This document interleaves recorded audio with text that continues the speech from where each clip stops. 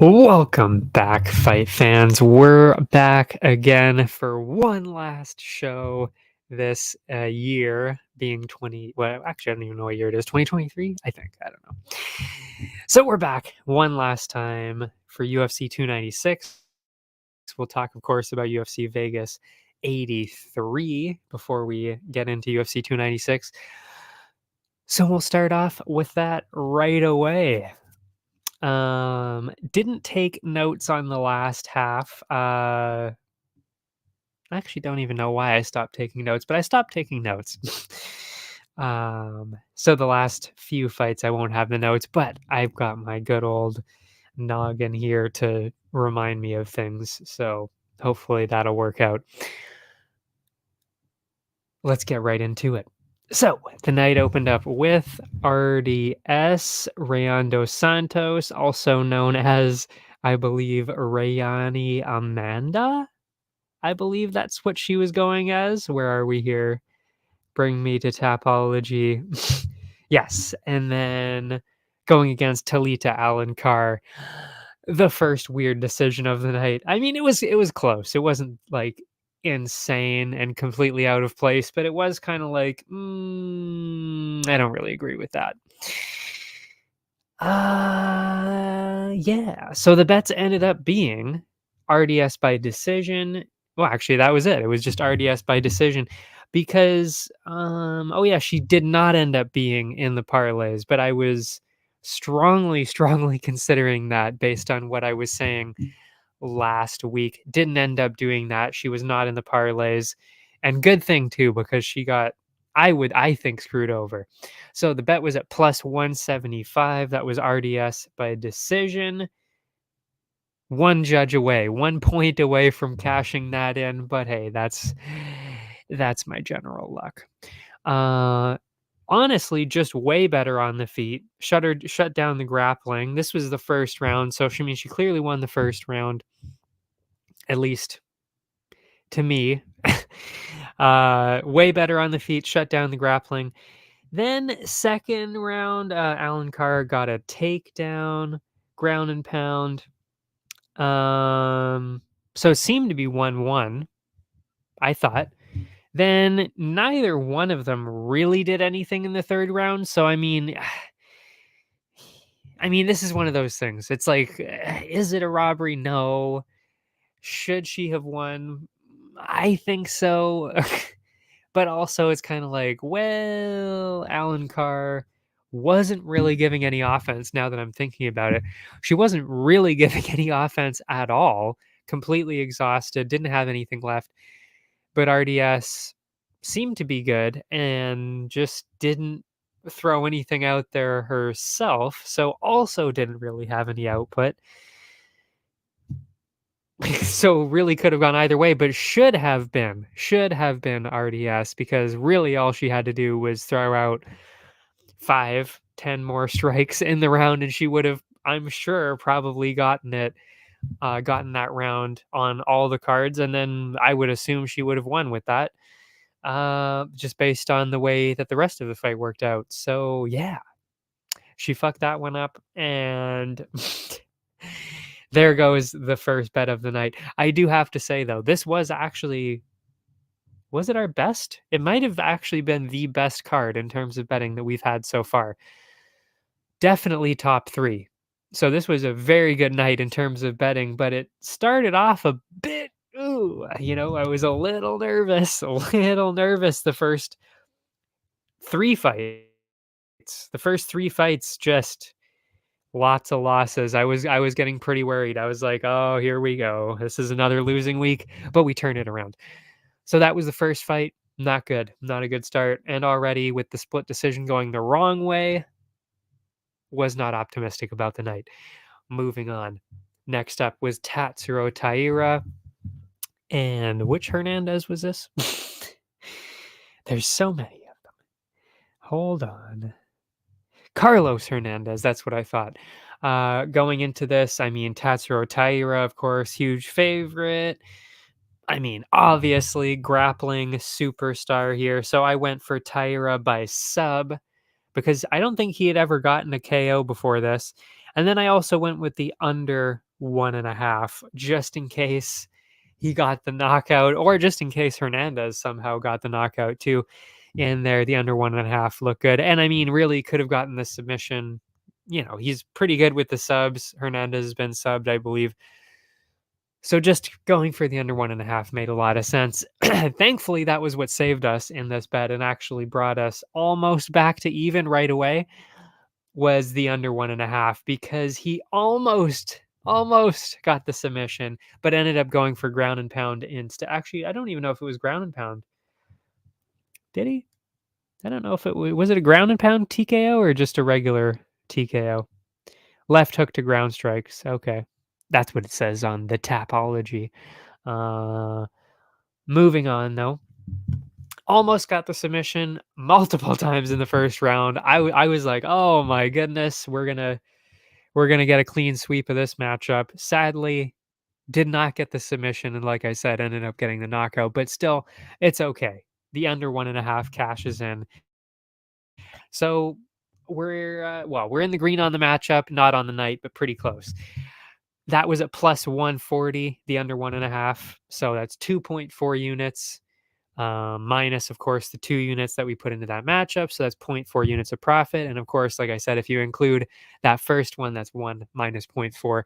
That's 0.6 units in the red. But I mean, 2 fights in, I mean, it's not great, but still, that's basically even at that point. So really not that bad.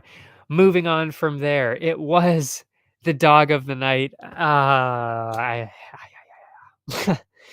mean, I guess I can't even really say that I regret picking Egger as the top dog because, oh, actually no. I was going to say none of the other dogs that I picked cashed in, but 2 of them did. 2 of them ended up cashing in. We'll get into those later. She looked like the best underdog on paper. I kind of stand by that. I mean, she probably should have won that and could have won that. It was a very close fight. Had a lot of chances to get stuff done. Didn't end up doing it. But I think that's just Stephanie Egger at this point. I think that was just, you know, took a gamble on that one. Did not pay off. She was at plus 130. Obviously, that did not cash in. She did end up losing.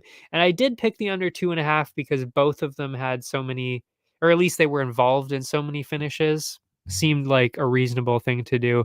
Didn't happen, though. That was at plus 120. That also did not cash in. So, as I mentioned, not a great start to the night with 1 bet cashing in out of 5 in the first 3 fights. Not a good start. Dead even though, like I said, so it was really close. I was optimistic. I was optimistic. Then Santos started to maybe out grapple her a bit, which I thought was a little bit surprising. And then outpaced her a little bit too. So she was kind of just throwing out a little bit more than Egger was. But it was definitely competitive. It was definitely close. Not like that first fight though, the RDS and Alan Carr one. That was just really should have been won by RDS there for sure. This one, fair enough, fair enough. So yeah, straight up loss on that one. Nothing good there. So we move on to Steve Garcia, Melquizael Costa, and this is where our first underdog cashes in. Steve Garcia, I picked him a couple weeks ago. I picked him now. Had to stand by that. And it's exactly what we saw, actually. It's exactly because of what we saw, because Steve Garcia has the power, has the chin, has the skill. Garcia, I mean, Garcia, Costa has the skill, but can get a bit reckless and does get hit quite a bit. And we've kind of seen him get rocked. I mean, we saw him get rocked or dropped, I think, in, I believe, all of his fights now. So seemed like that was going to be happening again with Steve Garcia, especially since that's what he does to everybody. So made sense that he was going to be able to do that again. So had to go for Garcia, and that's exactly what happened. That is exactly what he did. What happened here? Absolutely nothing in the first round with Costa pushing him into the fence.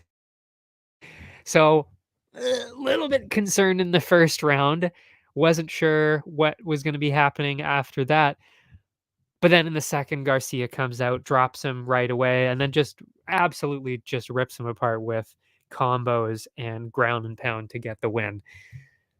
And as he said in I believe it was the interview after, he was kind of just waiting him out in the first round because he was letting, Costa was just pushing him in the fence, using all of his energy and everything like that. So Garcia then just waited him out essentially to tire him out a little bit and then come in the second round, nice and fresh, get the knockout. And that's exactly what he did. Perfect plan. And that cashes in. So Garcia plus 200, 3 units comes back at us. So, oh, and then of course I did do the over 2.5 just in case this was going to be a snooze fest. Didn't think it would be, but there's always a chance with two people like that. Like maybe they take it a bit more carefully.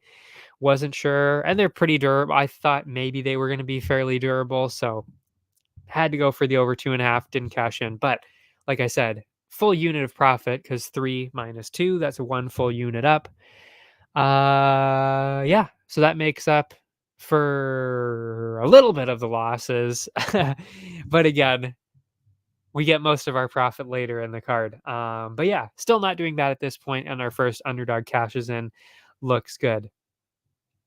Probably should have been the dog of the night, but hey, again, Egger looked pretty good on paper. Moving on though. Now I don't have any notes. So now I'm just trying to remember what happened in all of these. I do remember for the most part what was happening in these, but I will definitely have to refer to Tapology a little bit to just get the results, jog the memory a little bit. This one I definitely remember though. It was Shannon Ross and I believe it's Hyun Sung Park because Jun Young or yeah, because Jun Young Park I believe is the Iron Turtle. Yes, it is Jun Young. So this is Hyun Sung Park, like I thought. Yes, I was correct. And that ended up being a second round knockout. I wasn't really, I didn't think he was going to get a knockout, honestly. What I thought was going to be happening was Park submission because he had, what was it, like 4 submissions in a row with Road to UFC. So made sense. Went for the sub again. I thought he was going to be able to possibly get that. It was also at a better price. I mean, it was plus 200. The knockout was a lot higher, and he'd never really knocked anybody out before. So, didn't think he was going to be able to do that. But hey, I mean, that really just speaks to the chin that we're kind of dealing with Ross on the other side at this point. I mean, 2 first round knockouts, brutal, fast, quick sub-minute knockouts in his last couple of fights. But those were with really powerful strikers. So that made sense. Didn't think that was going to translate with Hyun Sung Park. And it kind of wasn't for a while because, again, it happened late second round. But he did end up getting the knockout anyway. So the sub, of course, does not cash in, but the over 1.5 does because he's also been in all of his fights except for I think one of them maybe on the road to UFC.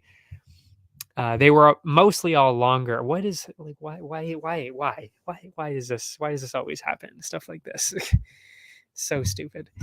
This is why I need better lights. Anyway, fuck it. What was I saying? So anyway, all of his fights have gone longer except for a couple on road to UFC.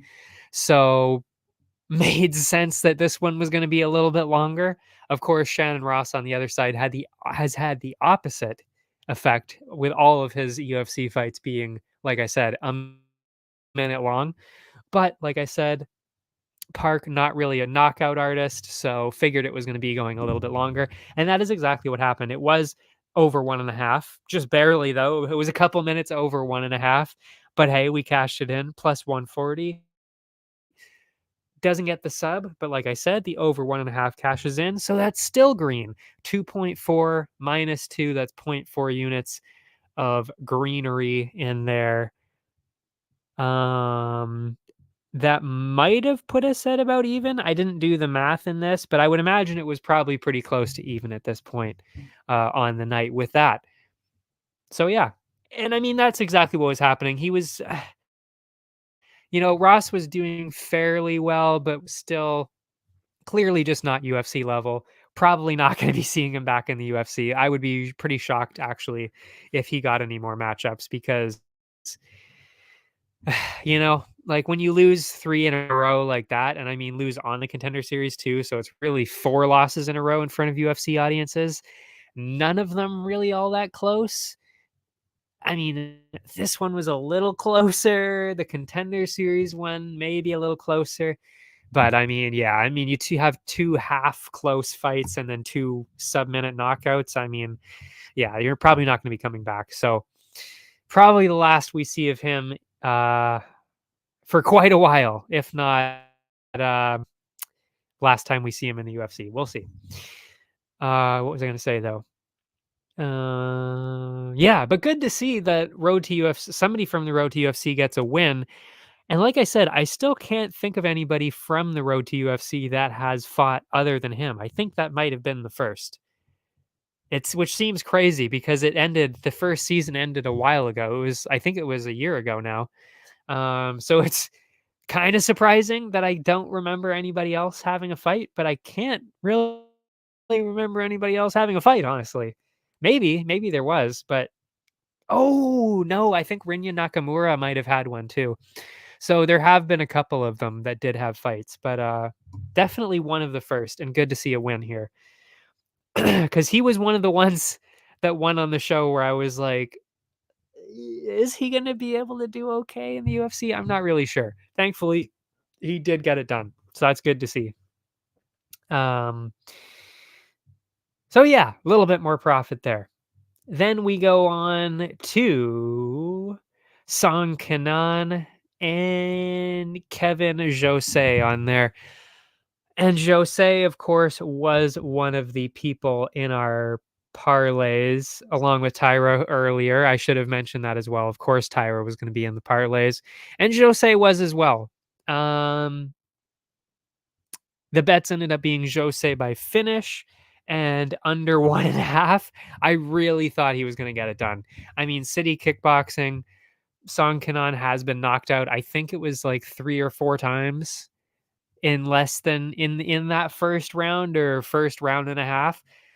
So City Kickboxing, from what I saw before the power, I thought he was going to be able to get it done.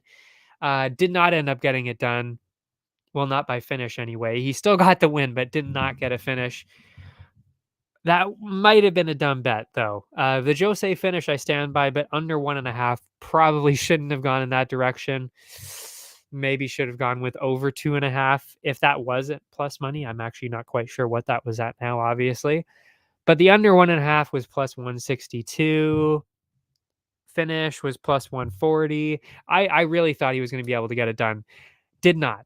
I believe he ended up getting, I'm pretty sure it must have been a decision or else it would have been under.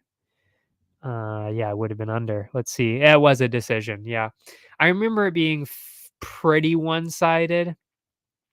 I think Song Kanan I probably landed fairly well sometimes, but didn't have anything significant. Like I said, don't have my notes for that fight at all. Didn't make any notes, I should say. But like I said, ended up getting the win, so that helps our parlays, but does not help the single bets with Jose finishing under 1.5. Did not happen. Moving on to the main card. That would be Andre Muniz, Jun Young Park, Iron Turtle, of course. And ended up, I'm sad to say, because I am an Iron Turtle fan, of course. I did end up putting money on Muniz, had to. I mean, it was a close fight. He was the one that was ranked before. I had to put a little bit on Muniz. I do have to say, though, I am definitely one of those people that does believe that was a little bit of a robbery because I'm pretty sure Jun Young Park should have won that. I mean, really. Especially with the last round. I mean, I remember it being, I'm pretty sure anyway, I thought it was 1-1 going into the final round. And I don't really remember Muniz doing a whole lot. So I definitely distinctly remember thinking, okay, I'm pretty sure Jun Young Park should win this. He did not. He did not. This was another kind of botched split decision, in my opinion. I still believe that first fight of the night there was a botched decision. This was definitely way more botched. Jun Young Park, I think, should have won that one. But helps our bets, I guess, because Muniz plus 150 does cash in. So 2.5 units minus the two that we put in already, that's half a unit of profit. But I also put in the over 2.5 because they're both fairly durable, haven't really been getting crazy finishes. So it seemed like the over 2.5 made a lot of sense. I was a little surprised that was actually a plus money, but it was over 2.5 plus 120. So that's 2.2 units. So you add that together, 2.2 and what was it? 2.5. That's 4.7 minus 2.7 units of profit in the one matchup. I mean, could we have done any better on that matchup? This is what I mean by we definitely did save the night with the main card. The prelims were a bit rough for us, but the main card, that's where we got our money back here, that's for sure. And it all started with, like I said, this fight right here with a double victory there. So that was good. Then we moved on to Hack Prast and Malarkey. Those bets ended up being Hack Prast by decision and also under 2.5. I put had to split it up there because I also thought, well, if Jamie Malarkey wins, could be a knockout. So wanted to go for the under 2.5 anyway, just in case. But I had also seen how much Jamie Malarkey got hit in his last fight. And given what Hackbrast has been doing with the striking a little bit, I kind of figured, ooh, if he's going to get hit that much, that could be a problem, could be a finish. So under 2.5 made sense here as well. So the Hackbrast decision was plus 105. Hey, R&R is back. Elliot came first. I'm not sure what you mean, Elliot. We are almost at Elliot though. Oh yeah, Elliot is. Oh yeah. Oh, you're right. In the order of the fight. I believe you are correct. Yeah. Was it? Was it really? It might have been. Like I said, the order gets switched around here sometimes. Oh, it wasn't. No, Andre Muniz was first. Tim Elliott win. Oh, you're right. It was. It was. Yes, I'm looking at it right now. Yes, you are correct. That was first. Oh well. I clearly they switched the order at the last minute.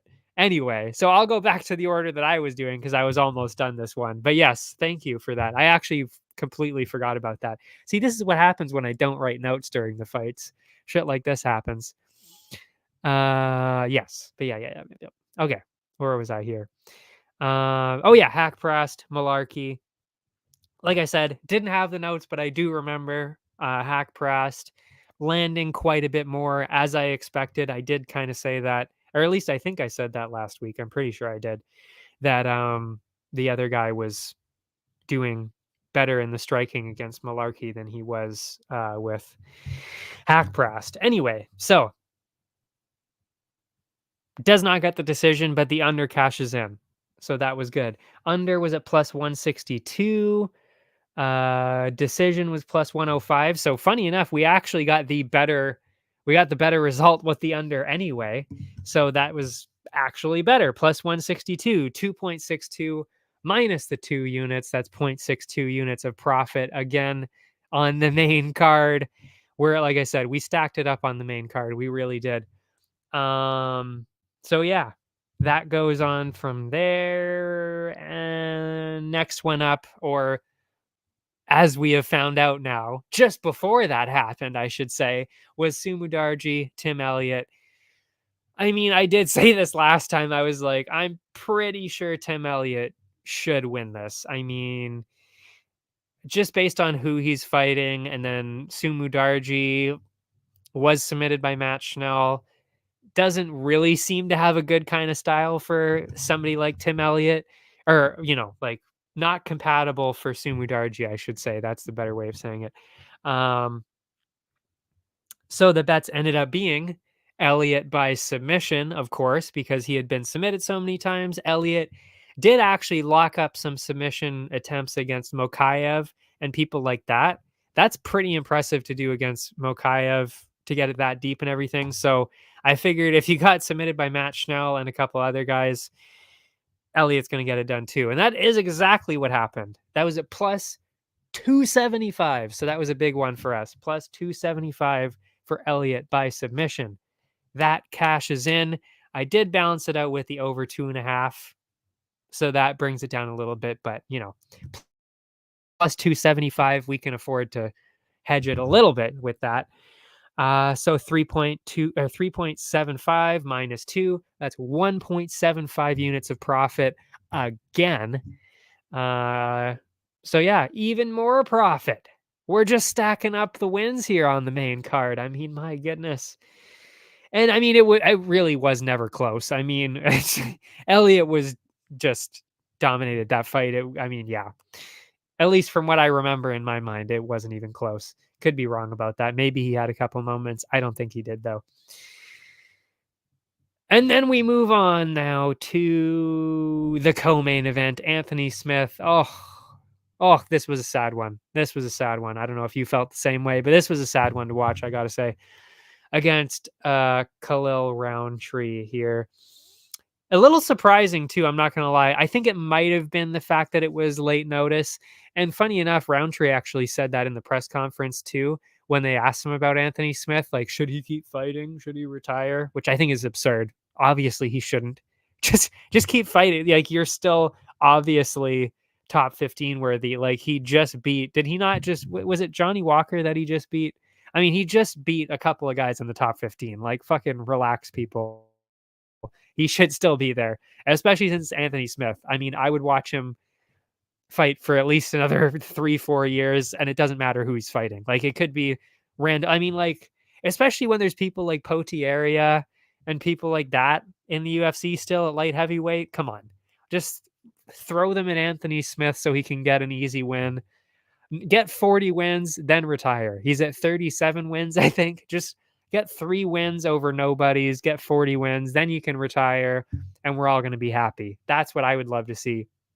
Or actually, somebody mentioned, I forget where, I think it might have been on MMA Hour, um, uh, that he might go to, that good idea for him would be to go to bare knuckle. I mean, he loves watching bare knuckle and power slap. Why not let him do bare knuckle? I would love to see that. I don't know about power slap because I don't really want to see somebody knock Anthony Smith out in power slap. Let's not do that. But bare knuckle, I would love to see that. Like, sure, let's do that if he ends up leaving the UFC. But yeah, I mean, just there's so many bad fighters at 205. Just give him a few of those, and then we're good. No need to turn this into a Tony Ferguson thing, which we'll talk about him later too. But no need to give Anthony Smith 6 losses in a row. Give him some easy fights. And there's no CSO champ shit only like title run for Anthony Smith anymore. So let's not do that. Smith can just, I don't know what, how dare you? I love Anthony Smith. I truly do. I love him as a person, everything. I just love everything about him. I don't find him annoying on the mic at all, actually. But yeah. I don't know. I don't know. I actually haven't heard that take before, honestly. I think you're actually the first person I've heard that says they don't like Anthony Smith on the mic. But anyway. But yeah, no reason to retire. Anyway, oh yeah, into the actual fight itself though. I'm Smith. Like, he kind of had some moments here and there where it was like, okay, this is close, kind of. But yeah, I mean, it just late notice, that kind of style. Roundtree was expecting to fight. Who was he expecting to fight? I'm actually curious now. I can't remember. Let me see here. Oh yeah, Murzakanov. So I mean, he was expecting to stand and bang with somebody anyway. So, he was kind of prepared for somebody that was a much better striker than Anthony Smith, I would say. So that's not really surprising, I guess. And especially since, again, he is a kickboxer. So makes sense how that worked out. But yeah, again, so I guess so I don't since I don't have notes, I don't really have a whole lot else to say because I can't really remember. I just remember being horribly depressed watching it, that he was doing that bad. Yeah. Anyway, but the bets end up being Smith plus 150. I had to take a chance on Smith because he was the ranked guy and he had done so well recently. Figured might as well take a chance. I haven't even really been impressed by Roundtree anyway. So yeah. Oh, you don't mind Smith? Okay. Well, it sounds like you don't like him. But and then the other bet was over 1.5. So that was at plus 105 because people have been surprised that his fights have been going a little bit longer. I'm not really surprised, honestly. I don't know why, because like he's super durable. Plus, he doesn't really have the ability to finish too many people anymore. So it's kind of like, well, where's the finish coming in? And well, except for exactly what we just saw, a late finish, because then Anthony Smith can't really take the damage anymore at that point, but he is durable enough to get to that point, which is exactly what happened. So the over 1.5 did cash in. That's 2.05 units there, -2. So basically broke even, just a tiny little 0.05 of profit there. So yeah, that worked out as well. And that's why we balance things out like that. Yeah, and then we had the main event, and this is where we really got our money back. Of course, this was the sniper pick, Song Yadong, putting down 11 units on -350. So Song Yadong wins. That ends up being over 3 units of profit, which is with one. I mean, I should say with that one win alone. People don't like Smith because of the way he talks about. Uh, I've never heard him say that, but that is a silly thing to say. Um, yeah, I actually never heard him say that. That's interesting. I can't even picture him saying that, but that's interesting. I the only thing I've ever heard, and it's not even him saying it, is that technically he kind of won that fight because of Jones's illegal knee. So really, I mean, people should be respecting him a little bit more for that fight because he actually should have technically been the champion after that because of the illegal knee. But anyway, yeah, I've never heard him say that before. That's interesting though, because that's obviously not accurate at all. I mean, Jones is the goat for a reason. As we continuously see, even with the Cyril Gahn thing, insane. Yeah, that is a silly thing to say for sure. Yeah, I've never heard him say that though. He could just be a little salty.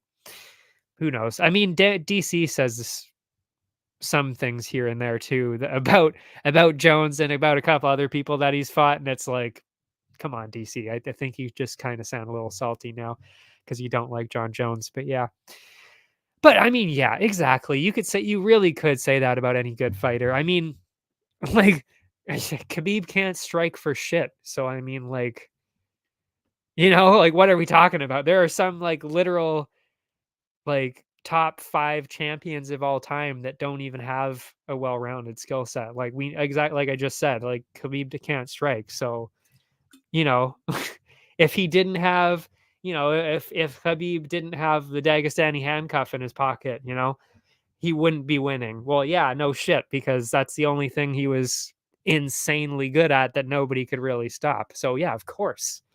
Of course, if Khabib didn't have that, he wouldn't be winning. You know.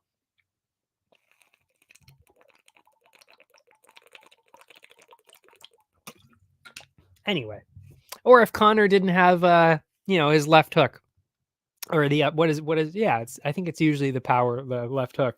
So, if Connor didn't have his fucking left hook, he wouldn't be winning all these fights. Probably, yeah, but he does, and that's why he wins. But anyway, we're moving on. Song Yadong, as expected, absolutely dominates this fight. Was not even close. Yeah, as I said, as I fully expected and said, that was not going to be ever a close fight. Um, Weird that it even really happened. I guess it was mostly because of the scheduling thing. Yeah, so no surprises there whatsoever, except for the fact that it was all 5 rounds. I really thought he was going to be able to get a finish in there. So we didn't lose money on this, on the matchup, but it wasn't as good as it could have been because I did lose a couple of units trying to get, assuming that there was going to be a finish. Because I put down Yadong KO, didn't get that, did not get the finish under 2.5. Of course, then that doesn't get in there either. I mean, so that's -2 there. Of course, still with the sniper pick, that's still over a unit of profit. But I did put down another bet anyway. I put down a third bet. I haven't done this in a while, but I thought it was a little bit outrageous actually that this was plus money. Yadong getting the most touchdowns, Yadong getting the most takedowns was actually at plus money. I thought that was wild because I don't even know if I've ever seen Chris Gutierrez go for a takedown, and I know he can't stop takedowns that well. And we've seen Yadong get takedowns before easily. So I was shocked that that was at plus money. So I had to take that. And of course, easily gets that. I don't know how many takedowns he got, but I mean, in the later rounds, that is exactly what he was doing. So that was an easy one to cash in. That was plus 125, so 2.25 units there. So, I mean, even just in terms of the singles bets, that's 3 minus the 2.25. We did lose, like I said, 0.75, I guess, based on the singles bets. But then, of course, with the sniper pick, you do the math there. 3.14 units of profit from just the sniper pick alone, minus 0.75. You do the math. It's like 2.5, basically. 2.5 units of profit on that last fight, mainly because of the sniper pick. And that's why I put so much money on Song Yadong, because I knew he was going to win like that. I mean, really. But, and that actually, I mean, we did win a decent amount of money with just the single bets alone, and we'll get into the numbers there. But we finally got some parlays going again, some parlay profit going on. I got all 5 of them right. That is A through E, all 100% right. Absolutely nailed it. But yes, before I go into the parlays, we'll actually talk about that because that actually is exactly, I how do you not make that fight? I think that really should be exactly what happens. Song Yadong, Piotr Yan makes sense to me. I think, yeah, I think that makes a lot of sense. What was the other one that that people were saying that Yan should fight? Who was it? There was somebody else. Who else did well recently that we were just talking about? Because this was another conversation people were having. Was Piotr Yan and, oh yeah, Figueiredo. They were saying Figueiredo and Yan.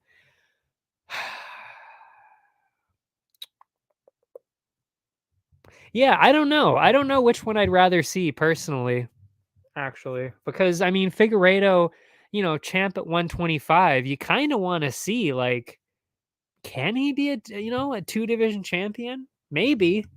And I mean, if he ends up getting the fight against um Piotr Yan there, I mean, that would be a good test there. But I mean, I don't know. I mean, would Figueiredo be able to beat Marab? Probably not. So, I mean, I guess it's kind of a whole moot point either way. So I guess, yeah, Song Yadong versus Piotr Yan would make sense. Yeah, I guess that's kind of what you have to settle on. But then who does Figueiredo fight, right? Mm. Mm. I guess he would probably, actually, yeah, Figueiredo would probably end up fighting Chito Vera. That's probably exactly what's going to happen. We'll see. I mean, bantamweight is insane. It really is an incredible division. Can't wait to see what happens there. Dominic Cruz is actually still in the mix. There. Well, I mean, not really in the mix, but he's still there. Yeah. Anyway, lots of fun fights for all of them. I can't wait. Cannot wait for that division to kind of have some stuff going. And I mean, of course, we just heard Cejudo, Marab, incredible. Incredible. Finally we get him a fight. Great. So I mean, you got those 2 fights at bantamweight coming up. Insane. Love it. Love the division. Oh yeah. As for the numbers though, everything total ended up being 7.2 7.18 units up on the night. Like I said, definitely best card we've had in quite a while. Might actually be the best card we've had doing this. I'm not sure. Definitely top 3 though. Definitely top 3 cards. Amazing. Amazing. We did it. The system's working. And then just for the parlays alone, I mean, the triple play, that was at plus 146. That ended up being Yadong, Tyra, Jose. That cashes in. That's 2.46 units right there. And then plus 282 for the Grand Slam. And that was Yadong, Tyra, Nazrat, Elliott for 1.91 units. Beautiful. Yeah. Yeah. Of course, those were the ones that we didn't have the posts. But we got the wins. Yeah. We had a great week. A great week with the picks. But all good. All good. Hopefully this week is also a profitable week. But yeah. Yeah. But well, we didn't get the underdog though. That was the only one I didn't cash in. But it again, doesn't really matter because still was in the green. Nice bounce back week after that rough one. But yeah, so 7.18 units of profit total, around 2.9 just on the parlays alone, which is just 2 parlays. That's all I did. Incredible.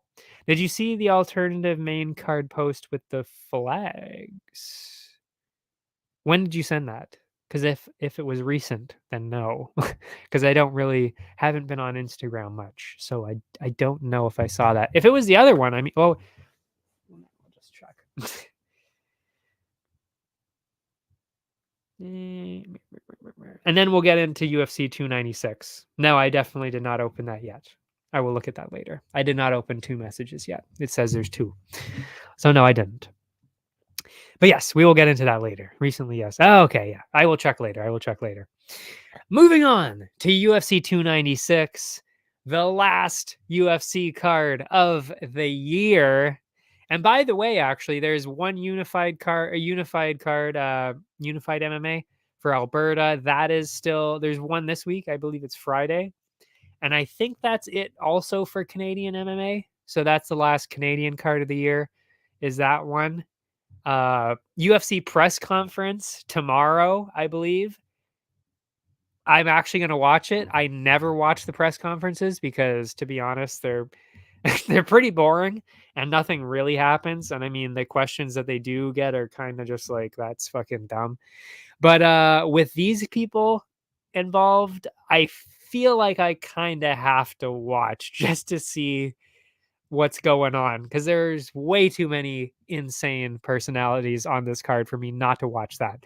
So that's tomorrow. Weigh-in show Friday. UFC 296 press conference. So there's so much stuff. There's so much stuff this week, but then absolutely nothing after that. And yes, of course, Jake Paul, Andre August. Can't wait. No, I couldn't care less. I really couldn't. Will I watch it? Maybe. I mean, if I can find a stream and remember what time it's on, because with those streams, you can't pause them or rewind or anything. You have to watch it at the exact time that it's happening.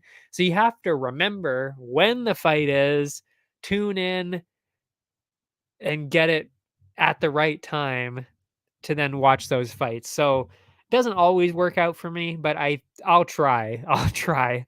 It depends what else is on too. I don't even know what day that is. Is that on Saturday as well? I'm not even sure. I even forgot to watch the UFC Fight Pass Invitational. You know, the best night of submission grappling in history. That's what they kept saying on the UFC broadcast. I don't know about that, but I saw the first half of it. It was pretty good, but I forgot to watch it live. I totally fucking forgot.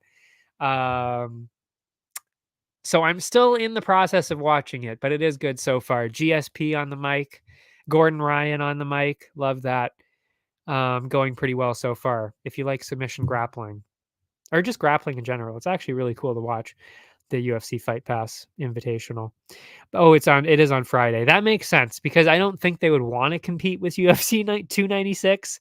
That wouldn't make much sense. So yeah, Friday makes more sense, which means that it might be on at the same time as Unified MMA. But because Unified is on Fight Pass, I can pause that and do whatever I want. So yeah. Oh man, I have a lot to watch. I still gotta. Oh, and then their new Power Slap episode was just this. Well, that's today. So Power Slap, Unified, press conference before, press conference after, pay per view, weigh in show, Jake Paul. Wow, lots of stuff this week. But then, like I said, nothing, pretty much nothing for the next month. I believe there actually is some boxing though. Maybe was it next week or the week after? Is there not that huge card where there's like that they keep talking about? I think on the MMA hour they talk about it quite a bit, where it's like Wilder and I think Joshua's on there, a bunch of just really good boxers on that card. Isn't that what's happening too? I think that's maybe next week or something. I can't remember. But I think there's some boxing in there somewhere in that month. But yeah.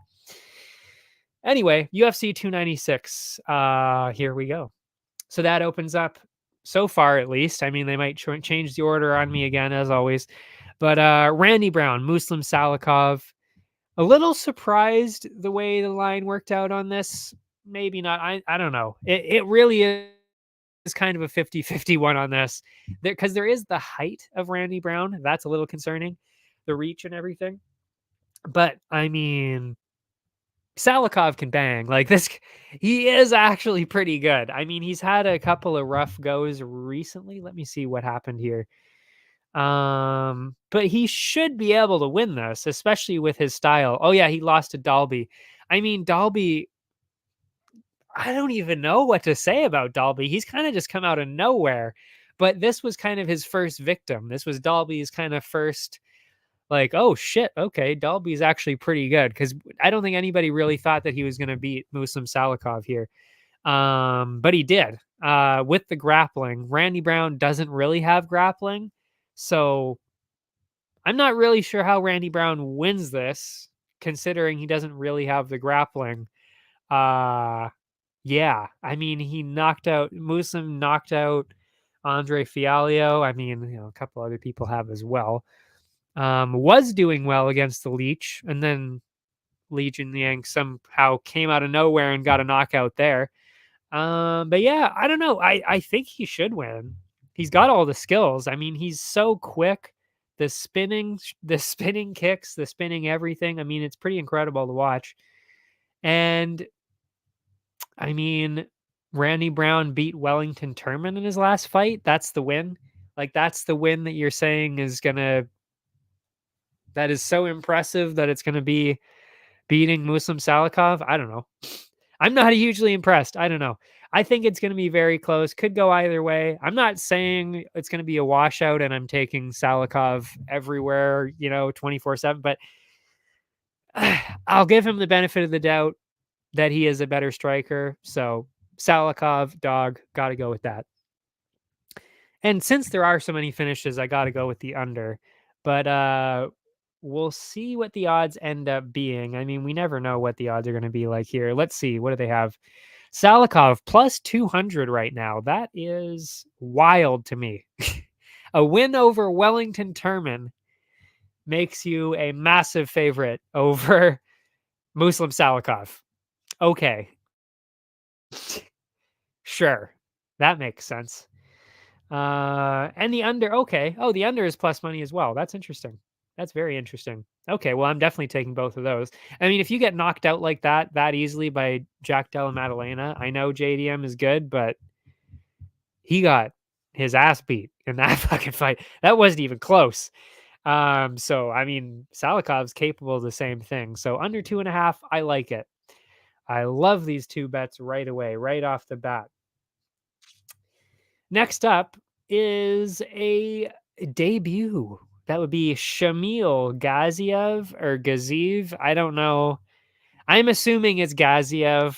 you can never really tell with these names because sometimes it's one way, sometimes it's the other. Depends where they're from, I think. Um, I'm just gonna go with Gaziev. Shamil. I'll go with Shamil actually because it's a fun name. That is his name, right? Oh, it is. Okay, yeah. Shamil Gaziev. Yeah, okay. And then Martin Budai on the other side. Again, a little bit surprised by how the line worked out on this one because Shamil, on the one hand, is completely undefeated. So why he's the underdog against Martin Budai, couldn't tell you. Don't know why. I really don't know why he's the underdog here. What are the odds here? What is it at now? Yeah, Shamil Gaziev is plus 115. Looks like a good line to me. Also, by the way, I mean, he fucking just absolutely obliterated the guy on the Contender Series. I know that the guy ended up taking his back on the ground. I think that was honestly just because Shamil was like, "Oh shit, like he's still alive." You know, it was kind of one of those where it was like, "Oh wow, he's still conscious and fighting back." That's surprising. I think that's honestly what happened there because then he got out of the sub fairly quickly and then just got a ground and pound KO. So I'm not really sure where this narrative is that Shamil's gonna lose this. I truly don't understand why they would think that he's the underdog. He's 11 and 0. 11 and 0, and I think are they all finishes? All finishes, so except for one. So 10 finishes in 11 fights. And they're all in the first round. Are they all in the first round? All of them were in the first round except for one of them, which was in the second. I don't know, man. Like, that's pretty fucking ridiculously impressive, I gotta say. And then Martin Budai on the other side, like, I mean, he got a split decision over Brzezinski, decision over Collier, and honestly, he was having a pretty close battle with Josh Parisian. Like he really wasn't not a close battle. I mean, he was definitely beating him, but he didn't have the power to really knock him out. He actually ended up just overpowering him with cardio and the sheer number of strikes to the point where Josh Parisian was like, I don't want to do this anymore, and then got submitted. So he got a submission. It wasn't even a knockout. And you're not submitting Shamil Gaziev just based on the name alone. Do you think you're going to submit Shamil Ghazi? I don't think so. Maybe because they don't know how to say the guy's name and it's easier to explain. Yeah, I mean, I think it's honestly because it's probably just because he's got 4 UFC wins. But I mean, again, it's like I just told like I just said the actual competition level. That level is not high. I mean, Josh Parisian, Jake Collier, Lucas Brzezinski, and Chris Barnett was in a technical decision. And I actually think he was losing that fight too, now that I'm thinking about it. I can't remember now. What happened there? No, I can't remember now. Well, he couldn't have been losing because it was a technical decision. Anyway, but I mean, still, like, are any of those names impressive? Like, no, not really. And he was having close fights with them. Like I said, split decision in there. I don't know. I think that's silly. I think that's actually kind of silly that Shamil isn't the favorite. So I've got to go with him. And he probably is going to end up being the top dog, I would imagine, because I think that's pretty silly that he's not the favorite. And then I got to go under 1.5. I mean, how do you not go under on this one when Shamil has gotten all finishes in under 1.5, except for one fight? Makes sense. And Budai keeps running into the fire too. Like that's actually what concerns me even more for the Budai betters is that he just runs in there and gets hit a lot. But he usually, because of the people that he's facing, it doesn't matter because they can't really hit him that hard back. Shamil's gonna hit you hard back. So I don't think that's a good strategy here. So, like I said, I think that's gonna lead to a finish. Where are the numbers here? Where are the numbers? Is the under in there? It is. Oh, look at that. Under 1.5 plus 150. Look at that. Look at that. Look at that. It's just money all around. And next up, that's it for that one. Next up, Andre Feely, and I believe Lucas Almeida. Is that the Almeida we're dealing with today? There's so many of them. Yes, it is. Lucas Almeida. I was a bit 50-50 on this one, and this really could kind of go either way, but I think you got to go with Feely on this one just because of the experience. He's looked pretty good recently. I mean, did he beat Bill Algeo, or was that a loss? That was close though. Let me see here. I believe that was a split decision win, was it not? I think I just watched that yesterday. Yeah. Split decision win over Algeo.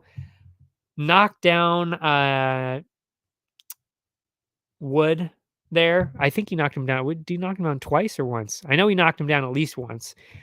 And Wood is pretty quick. So if he has the power and the speed and the skill to knock down Wood, that's pretty impressive. Algeo, a decision win over him, that's also pretty impressive. Lucas Almeida, we haven't really seen him do anything. Well, not really much of anything, actually. I mean, he lost to Pat Sabatini with the grappling, had no answer for the grappling there at all. Knocked out Trezano, but he was actually definitely losing that fight for quite a while. I mean, it was not a good fight going for Almeida there. It was pretty rough. So, I mean, if you're losing that one, he did end up winning, but still. And the Sabatini one lost to Zellhuber. Zellhuber is pretty good though too. You know, like I'm not sure. Oh well, there was a knockdown, one knockdown on Wood. Yeah, it was right away, wasn't it? It was like 1 minute or something into the fight. Yeah, it was pretty quick in there.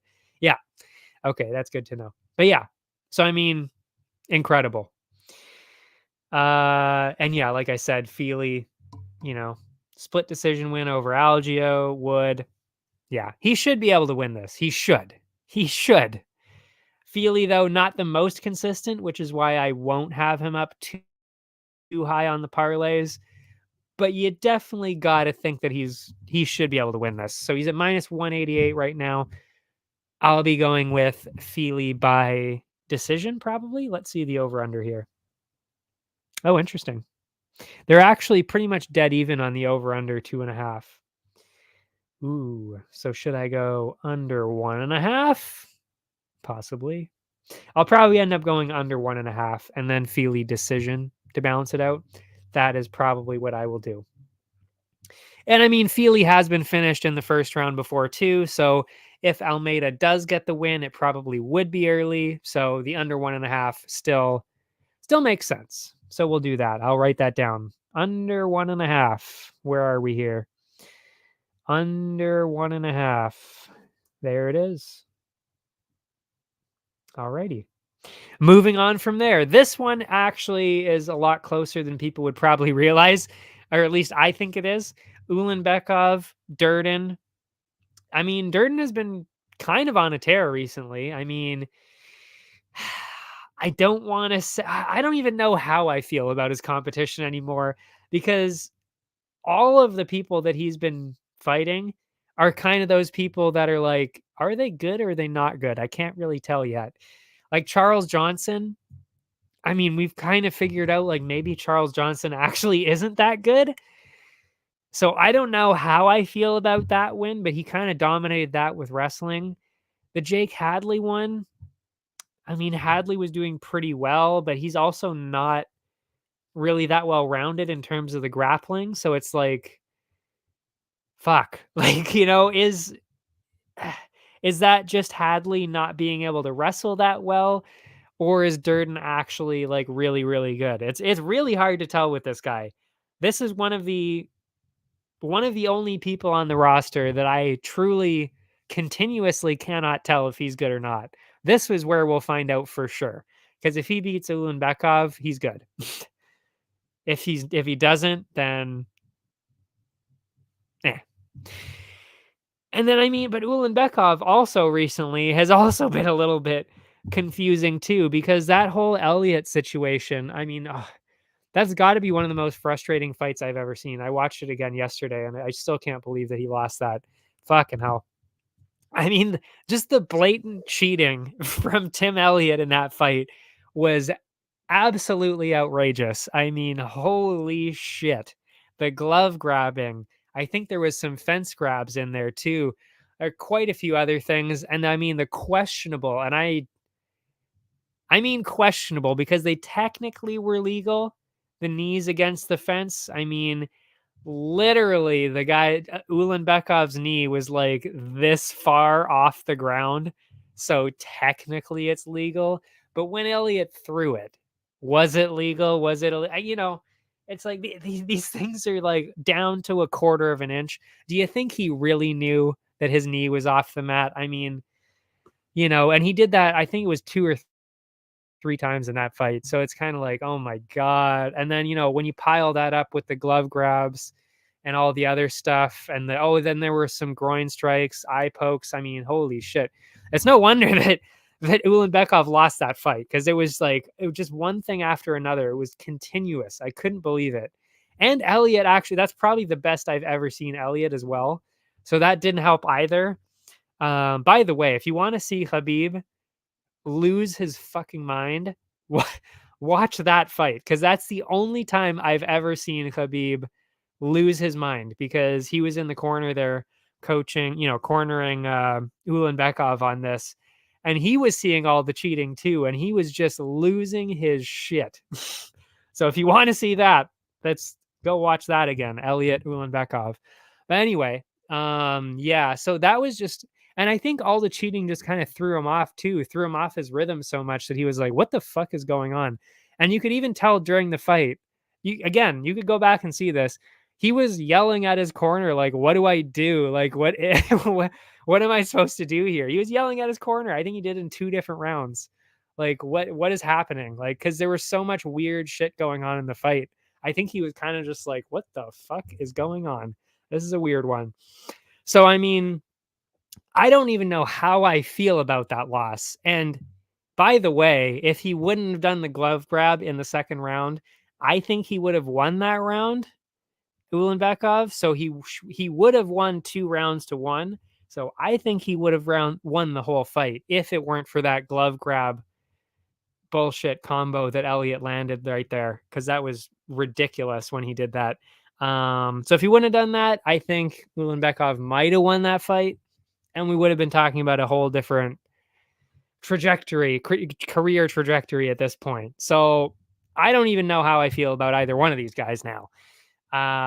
The only thing that I noticed is that Cody Durden has been submitted twice, 2 or 3 times. And Ulanbekov is very good at submissions. So maybe he gets the sub in there. That's kind of what I'm banking on. I mean, he did get a standing guillotine against Nate Maness, and that was one of the nastiest standing submissions I've ever seen. So he's clearly very good with the submissions, so he might be able to get it done. I'm not really sure. Like I said, this one's really all over the place because of both of these guys. But yeah, got to go with Ulanbekov. Probably go Ulanbekov finish and then maybe over. We'll see. What are the odds like here? Yes. Yeah. Definitely going. Oh, never mind then. Ulanbekov decision is what I'll be going with, and then going with the under, because the under is plus 180. Yeah, there really are no puns in that name. Close. Sure. You tried. But yeah, that's definitely the bet here. I will write that down. Ulanbekov under 2.5. There we go. Beautiful. Moving on. This one I'm pretty sure about, though. Alonzo Menifield, Dustin Jacoby. I mean, I haven't been hugely impressed by Dustin Jacoby, but in this kind of matchup, you would kind of assume that he's going to win. I mean, Menifield, not really like a crazy grappler. And I mean, Dustin Jacoby, was a kickboxer. I don't know if he was a champion in Glory Kickboxing, but he was definitely a title challenger in Glory Kickboxing. Very, very good. Does have multiple early knockouts. So I'm going to go with Jacoby on this one for sure. Definitely could get a knockout here for sure. This could be one of those situations where he gets one. But yeah, got to go with Jacoby. I think just the style matchup, I don't really see how Menafield wins this. I don't even have an idea of how he would win this, honestly. So yeah, got to go with Jacoby. What are the odds here? Oh yeah, minus 250. So got to lower that. Oh, they're dead even on the over under 2.5 again. My goodness. My goodness. Well, then it sounds like we're going to have to go with Jacoby decision because that's what he usually gets. And then under 1.5 because the under 2.5 is still negative money. So we'll go under 1.5. Looking good. Looking good. Next up, it's the ladies. I'm still not sure if I want to do two bets for this one or not with the ladies, but I mean, the pick is obvious. It's I don't know how you go against Casey O'Neill on this one. I mean, seriously. Lipsky, I mean, she's looked okay. Like she kind of looks like she's getting better, but I think that has more so to do with the people that she's fighting because Gato didn't really have a whole lot of output after the first like round and a half. And Casey O'Neill is one of the most active strikers in the entire UFC based on even her striking numbers. I mean, it's ridiculous. I think she ended up getting the division record against Modafferi, wasn't it, for the strikes thrown? It was like, wasn't it like it was easily a few hundred strikes. So I mean, like, I don't think that she's gonna be getting outpaced by Lipsky at all. I don't think there's any way that's ever gonna happen. So, and Lipsky tends to fade as she gets hit and walk down. So I think we could actually see a finish here. So how I'm going to bet it then would be O'Neill decision to hopefully bring down the odds and then go with the under 2.5 because Lipsky has been finished and she doesn't deal well with the forward pressure. And that is exactly how Casey O'Neill fights. Constant forward pressure.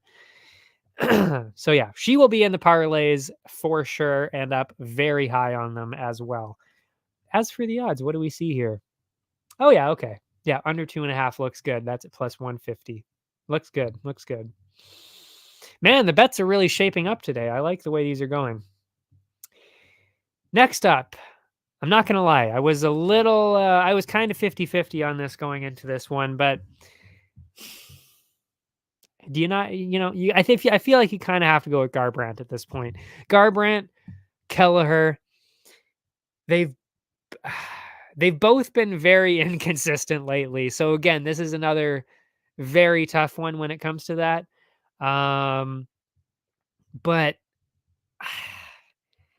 I mean, Kelleher has been kind of slow, kind of been getting pieced apart with the striking a little bit more. I don't think actually either one of them would get a finish, but yeah, it's a tough one. That's a tough one. I don't think either one of them is going to get a finish, but I think just the pace and the pressure of Cody Garbrandt, I think he should be able to win a decision like that. That's how I think it's going to kind of go. Maybe Garbrandt will get a finish. I doubt it though. I mean, he's not really in the finishing kind of stage of his career, let's say. I don't know. Doesn't really seem like he's going to be getting a finish anytime soon. That's all I got to say. Especially since, he went down to 125. Kelleher actually has fought multiple times at 145. So there could be the size thing there with the grappling, you know? And I totally agree with you. Like, I mean, Garbrandt, and that's why I was so 50-50 going into this. But I just think that after I saw the tape, it was kind of like, oh, yeah, like, Kelleher could land a couple of good ones, but he's just not skilled or even just fast enough or even have enough pressure to deal with to do that to Garbrandt, because that was the thing with Kai Kara France is he had the pressure. He literally just knocked him out like that. Just went in there and walked him down and knocked him out. And that's what you have to do. But Kelleher doesn't really do that. So I think I kind of got to go with Garbrandt. But I was thinking of going with Kelleher just because of that. But yeah, and even the grappling, that is actually what worries me a little more than anything is can Kelleher use that size to then reverse Garbrandt when, when he gets taken down or whatever. But I didn't really see a whole lot of wrestling ability from Kelleher. Like the submissions are there, but he wasn't really able to actually do much with takedowns and like reversing people in the fights that I saw. So, that would mean that Cody probably has not just the striking, but also the wrestling advantage too. So I don't really know where a win for Kelleher would come in unless, like you said, he gets a good combo in there, and that's kind of it.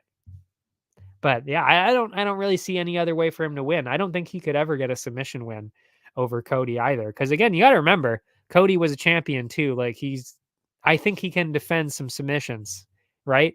And that never goes away. Like, you say what you want about speed and striking skill and everything like that, but you can defend your neck till you're like, like you could be 60 and still defending your neck on a submission. Like there are people like some of the best jujitsu people, like there's some really good jujitsu people that are like 40 or 50. So I think he's totally fine like that. And that's Kelleher's really only chance at winning, I think. So I think he got it. I think Garbrandt is the way to go here. What are the odds here? I didn't look actually at this one. He is favored -200. Okay. So yeah, I'll probably go Garbrandt decision and then do the classic under 2.5. Let's see what the over under is. Ooh. They're actually dead even again at the over under 2.5. Fuck. Under 1.5 for that? I don't know. I might even just go straight up Garbrandt decision. I could see myself doing that, and I might just do that. Oh, yeah, he could get a finish. I'm gonna put down Garbrandt decision. There we go.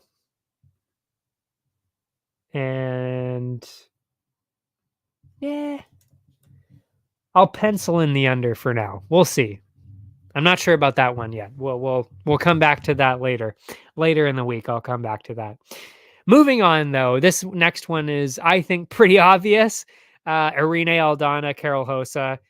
I still have yet to be impressed by Carol Hossa. I said that last time she fought. I've said that, I think, every time she's fought. I still have not been impressed by her at all. And this is not going to be good for her at all. Because really, did she even win? No, I don't think she even won that fight. Did she? She win against Yana Santos? Now I can't remember. I remember it was a split, but can't remember who won that now. I think she lost. Oh no, she won. Okay, yeah. So yeah, she beat Yana Santos by split. I remember thinking that was a bit questionable. But I also, because I watched it yesterday, yeah, she does not deal well with striking pressure or even really striking in general. She gets hit a lot. And Yana Santos was taking advantage of that early for sure. It was not going well. And then I think I can't remember now how she turned it around. I think it was mostly with clinching and a little bit of grappling. Honestly, I can't remember. I don't even think she won that fight, really. Yeah, and then Irene Aldana, I mean, on the other side, she literally just fought Amanda Nunes. And before that, she knocked out Macy Chiasson with that crazy, that up kick to the liver. Insanity. And then knocked out Yana Santos in the first round. So, I mean, split decision over Yana Santos for Karol Rosa or first round knockout over Karol Rosa? Who do you think has the edge here? I mean, obviously it's going to be Irene Aldana. And I mean, we don't need to do all the MMA math because we know that doesn't necessarily always work out. But in this case, I don't know how you would go against Irene Aldana. Like, the only times that Hosa had success, even against Yana Santos, was when Santos was just standing there, not really doing anything or walking backwards. And Aldana doesn't do that unless she's fighting Amanda Nunes. That's the only time I've ever seen her do that. And this ain't no Amanda Nunes, so I'm sure she'll be fine. So easily going to have her in the parlays. Oh shit, what is my... Oh no, my laptop's at 4%. Ah! My laptop's probably going to die. Oh no. Hopefully I remember the matchups. Anyway, if it does die. Yeah, that distracted me for a little bit. Anyway, so I will be going with Aldana by... I don't know if I want to do that. Hold on. What are the odds at? Oh, over is heavily favored. Okay. So I'll do Aldana decision, balance it out with the under 2.5 because she is more than capable of getting a finish against Karol Rosa. And Karol Rosa, by the way, has been, I think, wasn't she knocked out? I think I saw that. Let me see here. She hasn't been knocked out, but she's been submitted twice. So yeah. And by the way, Aldana almost got a couple of subs in there too against Chiasson. So she could get a submission win too against Hosa here. Plausible.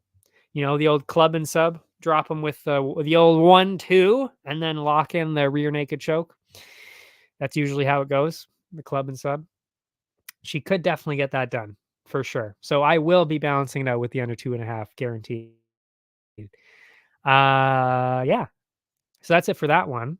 And now, well, actually, yeah, because the main card I can at least look on verdict here. So just in case, the old laptop dies, I can still get the card on here if I can find it. There it is. Okay, yeah. Good. Just in case. I might even actually close it now just in case. But the first one on the main card, very excited. Actually, I'm excited for this whole main card. I know I said this in Abu Dhabi. That didn't end up being as exciting as I thought it was going to be. But this card, though, I mean, this has to be the best looking main card of the year. I mean, look at this lineup of fights. Emmett Mitchell, Luke Gary, Ferguson Patty, Shavkat Wonderboy, Pantoja Royval, and then we finish it off with Edwards Covington. I mean, that is an absolutely insane stretch of fights. And no, I do actually. Oh, I do have my parlay info on the laptop too. Yes. But yeah. Oh, yeah, it is. I believe it's on the main card. Is it not? Oh, interesting. It actually does say, yeah, you're right. It's a featured prelim. That's shocking. Because it's also on, I believe it's actually on here, is it not? Oh, it's not. Oh. Huh. You're right. How about that? You are correct. That is the featured prelim. Isn't that insane that that's a prelim? That is crazy. Crazy. Josh Emmett, Bryce Mitchell is a fucking prelim. That is wild.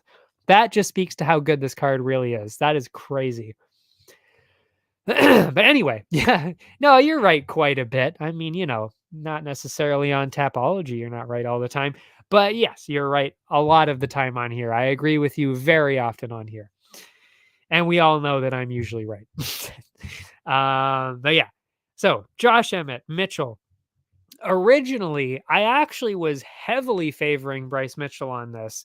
And I still am favoring him a little bit.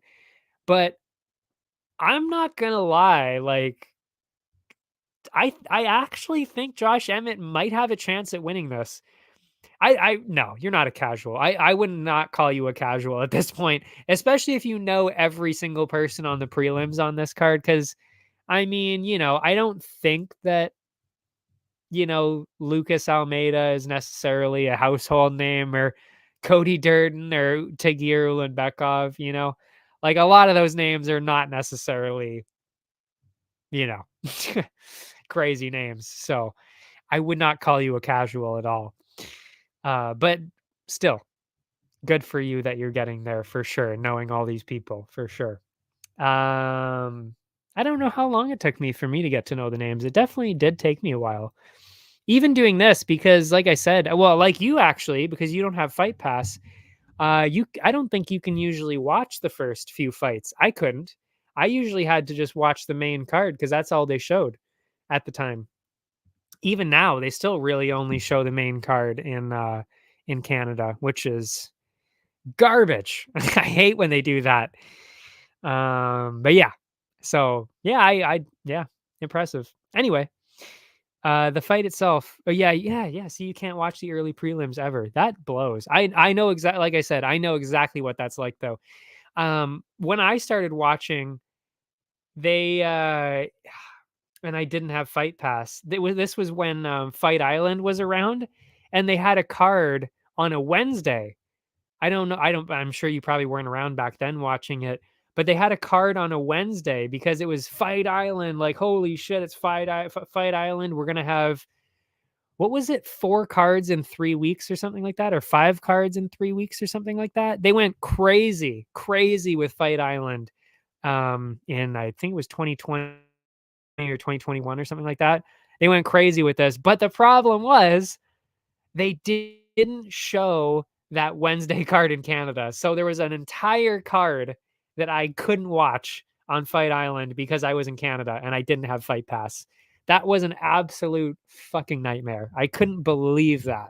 Couldn't believe that they did something like that. Brutal. Thankfully, they don't do that anymore. Although, I did actually have to illegally stream. I think it was last week. Was it last week?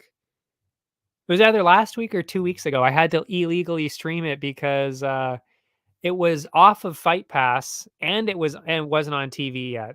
So there was like I think 2 or 3 fights where I had to watch a stream because it was like, bruh, I literally can't watch this legally. This is ridiculous. That was a piss off. So yeah, there's still stuff like that. Anyway, back to what I was saying. Yeah, I do think Josh Emmett has a chance here because although doesn't necessarily have the submission skills. He was submitted by Yair, and he seems like he kind of gets caught here and there. So I really do think that Mitchell could and probably should be able to submit him. But the problem with Mitchell is he gets hit a lot. He gets hit so much. He gets dropped in pretty much every single fight.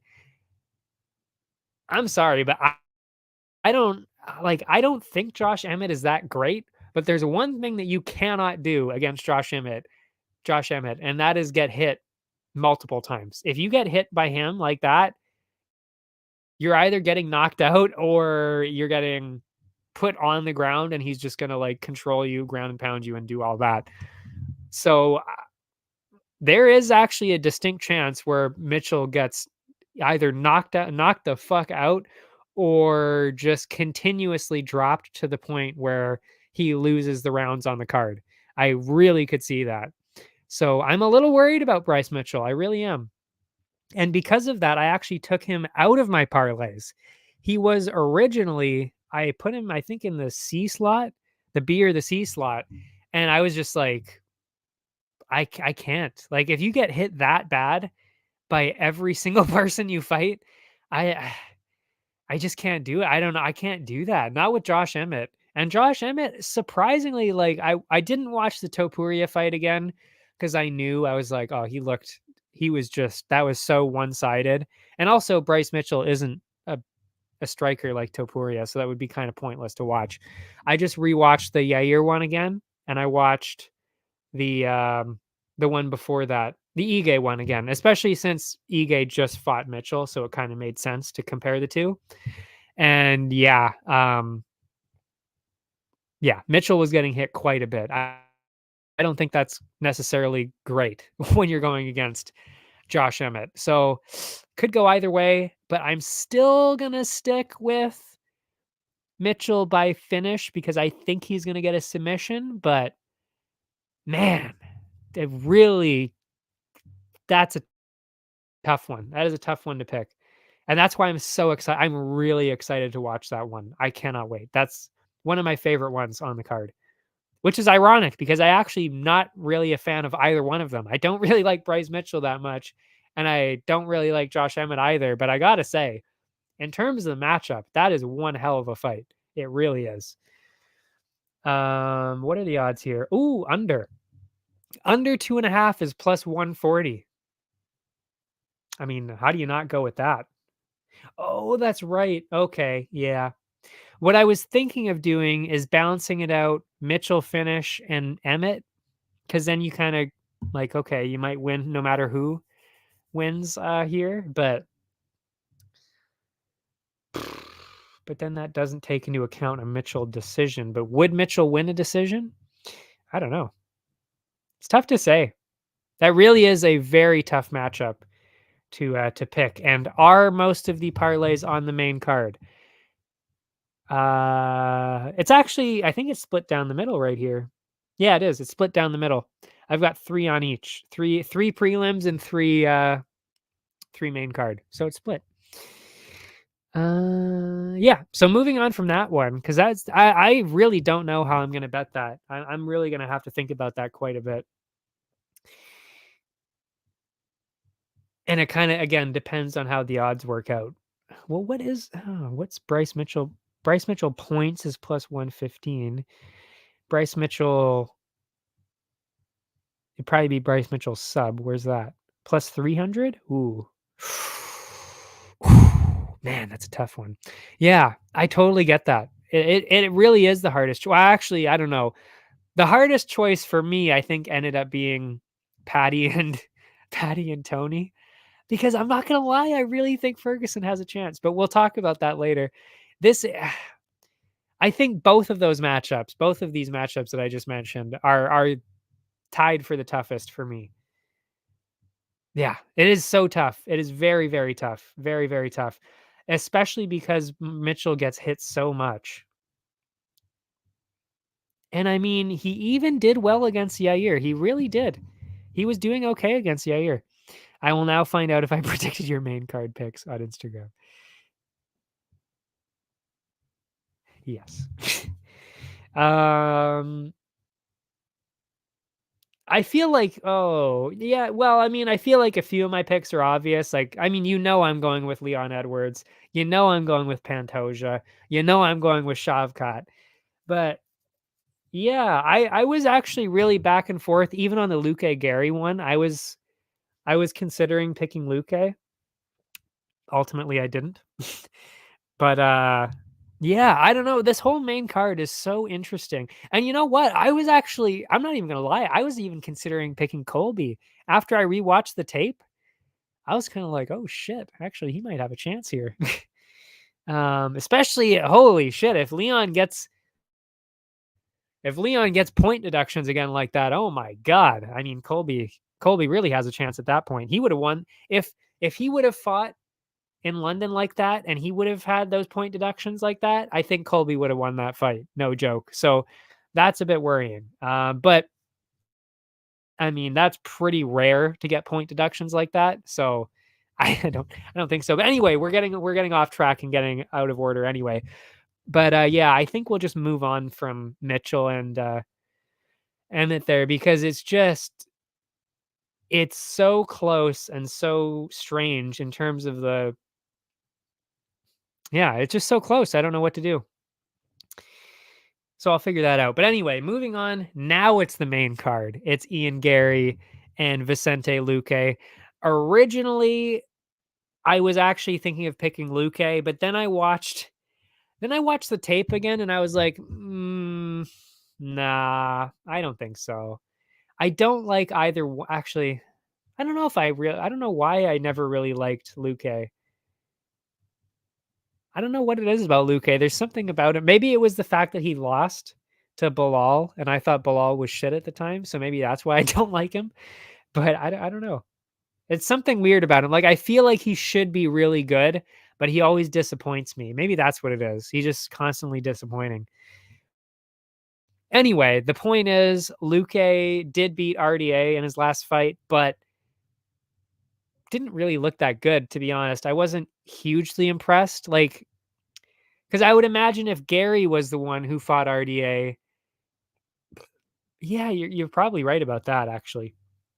It might come down to how Gary is mentally, but I mean, to be honest, from what I've seen from Gary, I don't think he gets affected by things like this.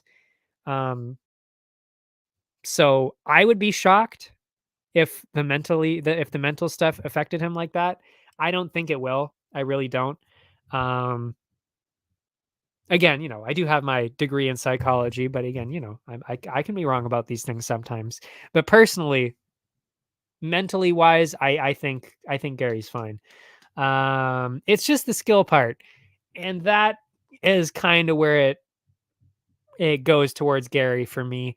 I thought Luque looked a little slow even against RDA. He wasn't really landing a whole lot.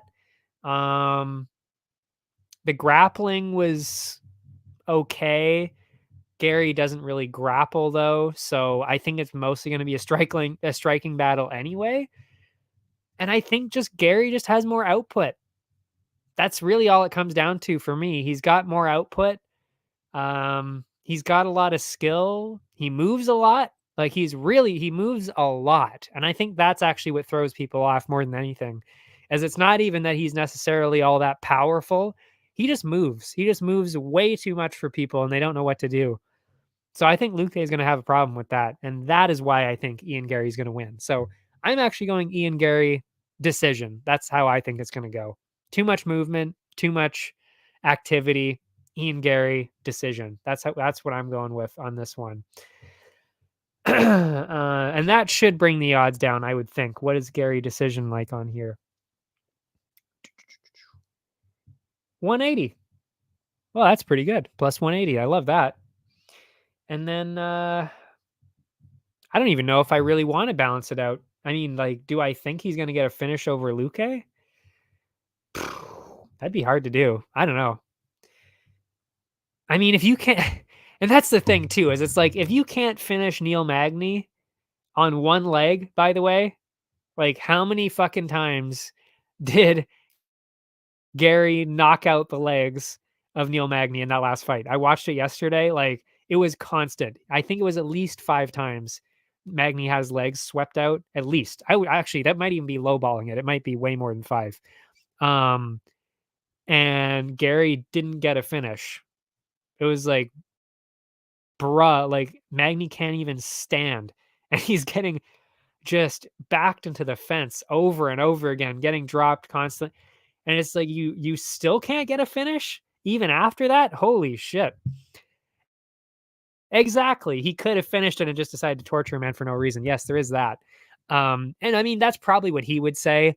Like, I'm sure that's what he said when somebody asked him, like, oh, why couldn't you finish Neil Magny? And he probably said, oh, I was trying to, torture him for being whatever he fucking said he was. What did he say he was again? He didn't say he was a pedophile or something. What did he say he did? It was something truly bizarre that nobody ever followed up on. I still don't really know what he said about Neil Magny because nobody ever seemed to follow up on it or care. So I don't really know what he did, but yeah, that whole situation was bizarre. He beat his kids. Okay. And I don't even know. Again, like nobody, but it seemed like nobody really followed up on it, and I don't know if nobody believed it or if it just wasn't true. I don't know. I don't know what happened with that. I don't fully understand that whole situation. I really don't.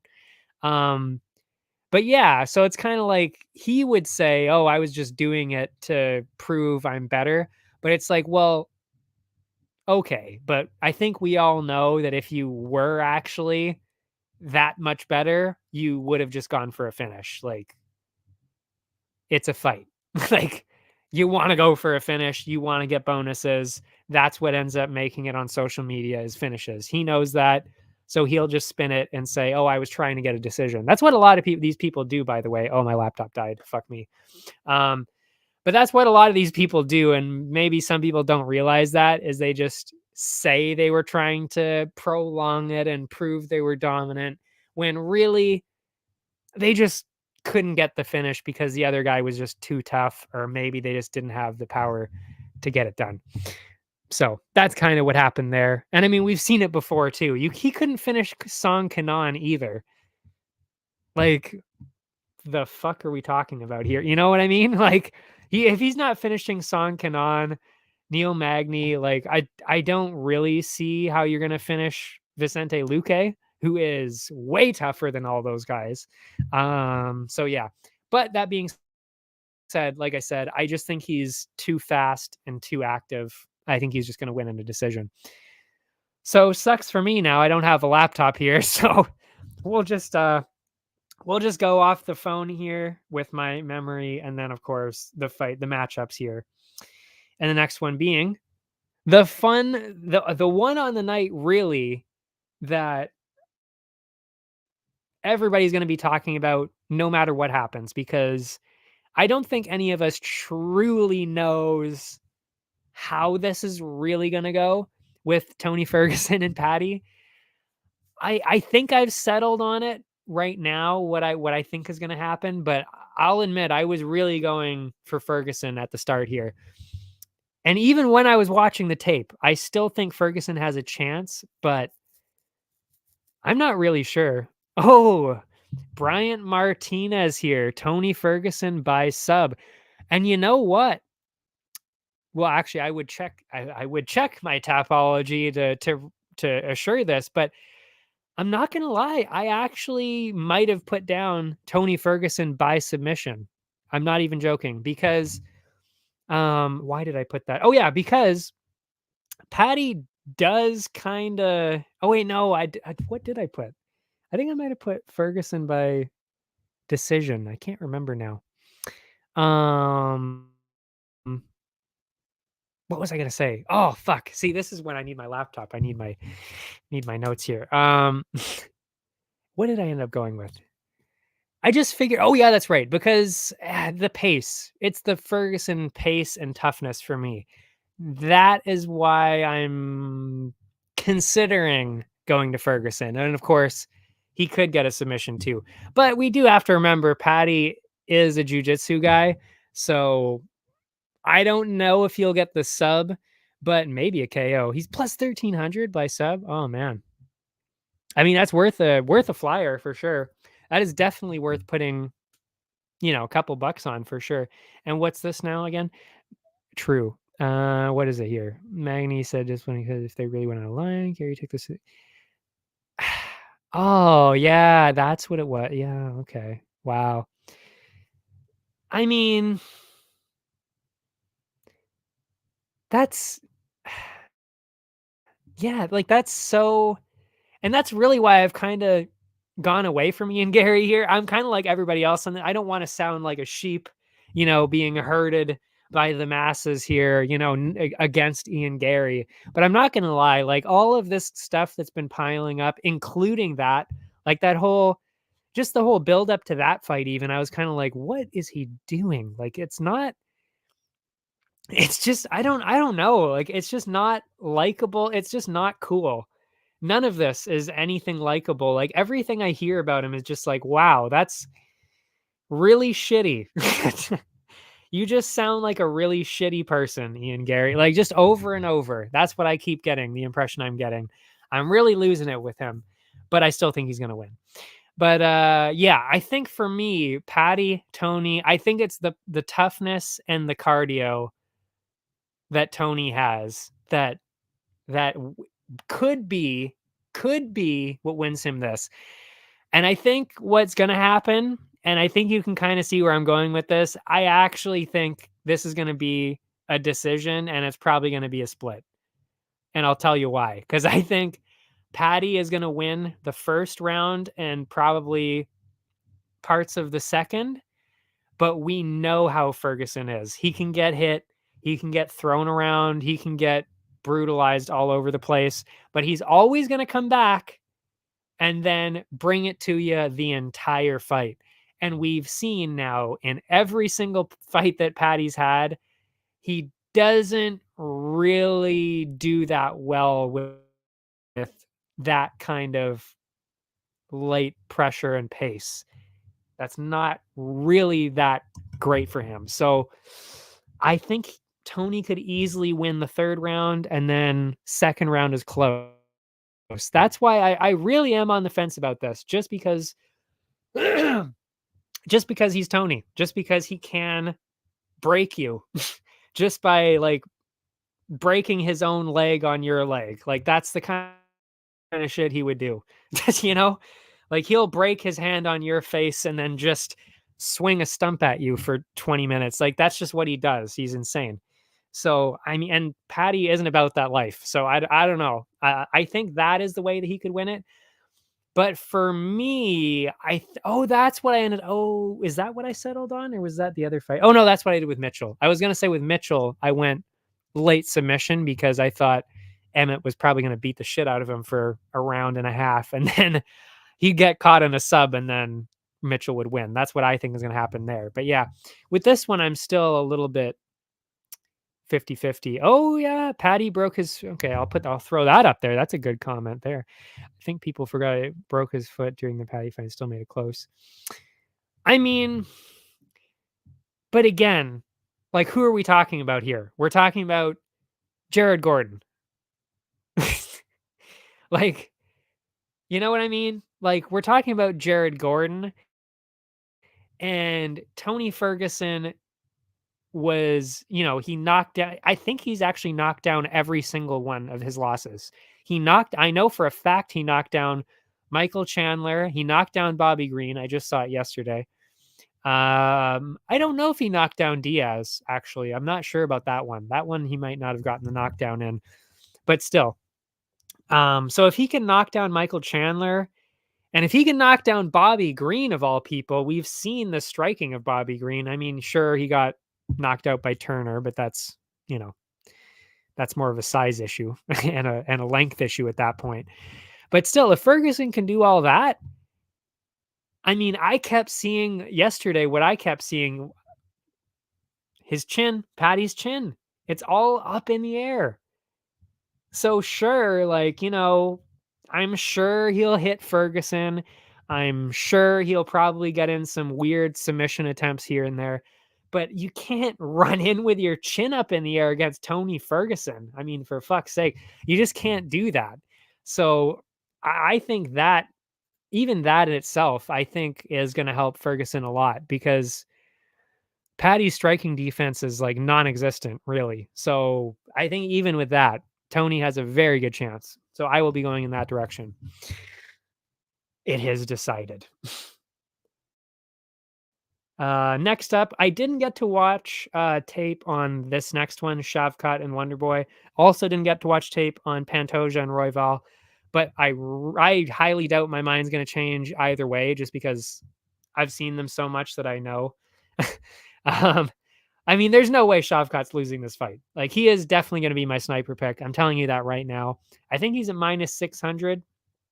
So what I'll probably do is I'll probably end up doing 6 units at minus 600. That's probably what I'll end up doing. But yeah, I mean, how is Wonderboy going to win this? I mean, he's got good striking. Obviously, he's got the great striking. But I mean, if Shavkat can do what he did with Jeff Neal, and Jeff Neal, I think, has, I don't want to say better striking than Wonderboy because it's very different, but it's still pretty elite striking. And that really was not that close from what I remember. And I mean, we already know about Wonderboy's grappling. I mean, Shavkat probably is just going to run in there, get a couple of takedowns, and then end up getting a submission. That's how I think it's going to go, or ground and pound, whatever. But yeah, not going to go well for Wonderboy. Don't even need to go too deep into that, except for I would probably end up going I was going to say under 1.5, but that might be minus money. So if it is minus money, I'll probably go over 1.5 because there is a world as well, because Shavkat's pretty patient, that he might actually let Wonder Boy, you know, work a little bit just because he doesn't want to do anything stupid against Wonder Boy, and then takes it longer and then finishes him after, which is what he did to Jeff Neal. He got the later finish. So I could see that over 1.5. So really, I'm going to be going over or under 1.5, whatever the plus money is. I think both of them are pretty reasonable. Then we've got Pantoja and Royval. I mean, I haven't been super impressed by Royval. No offense to any Royval fans out there, but I haven't been too impressed. And I mean, really, all he has is the submissions. And I mean, Pantoja has proven, I don't know how many times, over and over and over and over again, that there is nobody better at jiu-jitsu in the UFC. I would say maybe even in the entire UFC than Pantoja. I've never seen anything like it. I have never seen anybody run in there, jump on somebody's back like that. I forget who he did this to, but he literally ran in there, jumped on the guy's back, and submitted him on his back. Just, it was one of the craziest things I've ever seen. I mean, wow. And I mean, he does that over and over. The submissions are unbelievable. So there is no way in hell Royval is going to be beating him in the jiu-jitsu. And that really only leaves the striking. And I mean, he beat Moreno in the striking. Well, I mean, it was basically a tie in the striking, really. I mean, it was a split decision, but you know, that still doesn't really compare. Like that's just levels above where Brandon Royval is with striking. So if he can't win with the striking, he definitely can't win with the jiu-jitsu. I don't really know where he holds any kind of advantage. I really don't. So, but is it going to be exciting though? Hell fucking yeah. It is going to be insane. I cannot wait to watch that. But I think there's only one way that ends, and that's with Pantoja by finish, because I would be pretty shocked, honestly, if Royval lasted 5 rounds like that. I wouldn't believe that. And then, of course, there's the fact that Royval has also been submitted a couple of times, one of them by Pantoja. So, you know, wouldn't be crazy to think that he would do the exact same thing for me. I was reading your comment at the same time. I wouldn't be surprised if the exact same thing happened. Embedded really sold it for me. Pantoja's first appearance showed him training hard and talking about his motivation. Royval's first appearance was him ice skating. That's fucking hilarious. Yeah.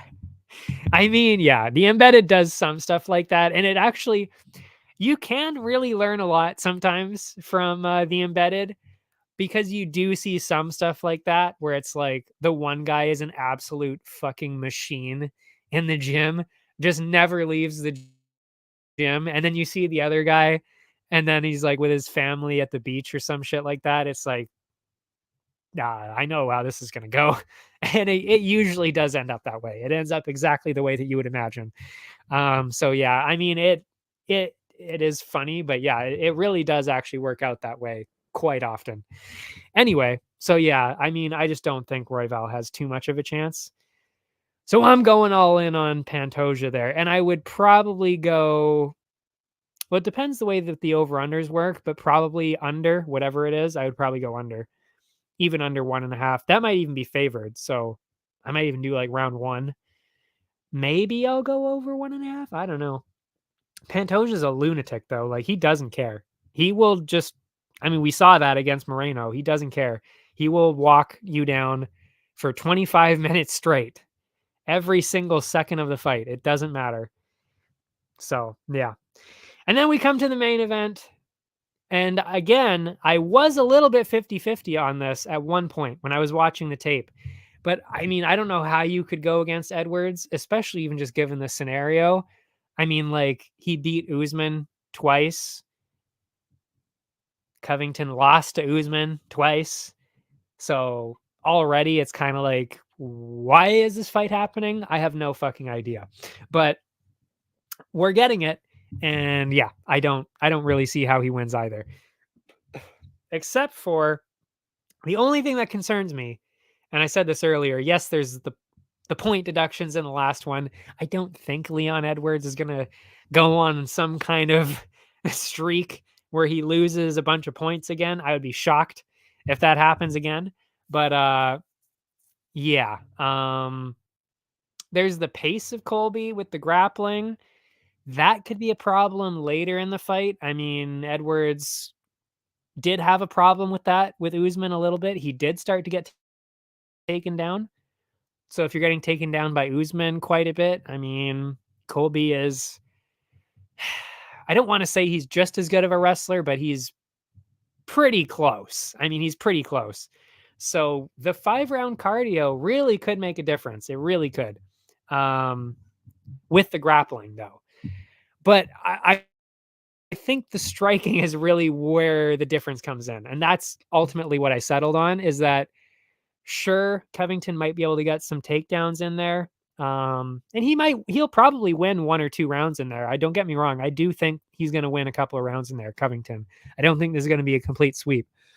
But I think the striking is just where it falls apart, because Covington was getting hit a lot by Usman, and Usman, let's be real, is not the cleanest striker. Like, he's not really a great striker, and Edwards kind of is. So, if you're getting pieced apart like that, I've got a feeling you're going to get pieced up pretty bad by Edwards there. So that's ultimately what I settled on, is that Edwards is going to use the striking to either win a decision or possibly get a TKO like Usman did. I think it was like round 4 or round 5 or something against Covington. Ended up getting that TKO stoppage in there. So I could see Edwards doing that. But yeah, and that's exactly my point. What you just said right there. Covington has the cardio, but again, that only works if you can make it to the later rounds. That is exactly my point. Is that sure, he's got the grappling in the later rounds that would be a huge problem for Edwards, but can he get that far? I'm not sure. I'm genuinely not sure. And I mean, also talk about people who've been dropped in every single fight they've been fighting in recently. Covington has been as well. He got dropped by Masvidal. He got dropped by Usman, I think, in both of the fights. So he's been continuously dropped as well. And if you're getting dropped by them, you're probably going to get dropped by Edwards as well. And the one thing about Edwards that kind of separates them from the other guys is if you get dropped by Edwards, you're probably getting finished. So, that's where that comes in. But it was close. It was really close. You think we're going to see an Usman Masvidal 2 type knockout? I don't know. I don't know if Colby's capable of getting knocked out cold like that. I mean, we've seen him get hit pretty fucking hard, and he did not get knocked out. So I don't know. I think his chin might be a little bit too tough to get knocked out cold like that. But I would imagine, yeah, we're probably going to see him get knocked down at least once, if not 2 or 3 times. And it's going to be a very satisfying to watch. Hopefully Edwards wins, though. Oh my goodness. I hope he wins. Fuck. I don't even want to think about what happens if Colby wins. I don't even want to think about that world. Bad enough. Well, I mean, it's funny. I was going to say it's bad enough that Strickland won, but I actually am kind of a fan of Strickland, and he's not like a complete asshole all the time. So I think that's what it is, that it's like, okay, I'm fine with Strickland winning, even though questionable things sometimes he says, but still hilarious guy. So there's at least that. But Colby is like just not cool. Like, he's just a dick. So I just don't want that. I'll love whoever wins as long as they fight consistently. No, I'm not gonna be happy if Colby wins. I am not gonna be amused. I mean, I'll be amused because I'll probably be like, I can't fucking believe he actually pulled that off. But I'm not gonna be happy about it. That is for sure. I guarantee you that. Don't even care how often he fights. It's just no. I don't want to see him win. No. Anyway, That would be it, I believe. Oh yeah, the parlays. I mean, I can't. Obviously, the laptop died, so I can't really get too far into that. But let's see if I can remember. I remember, Casey O'Neill is obviously up there pretty high. I had Edwards, I think, near the bottom because I'm still fairly confident that he should win. I really think he should win. I did end up taking Mitchell off, like I said, because I don't know. I just can't trust him, especially with Emmett in there. Oh, did we decide on Patty or Tony? Good question. Yes. I don't. I don't know. I really.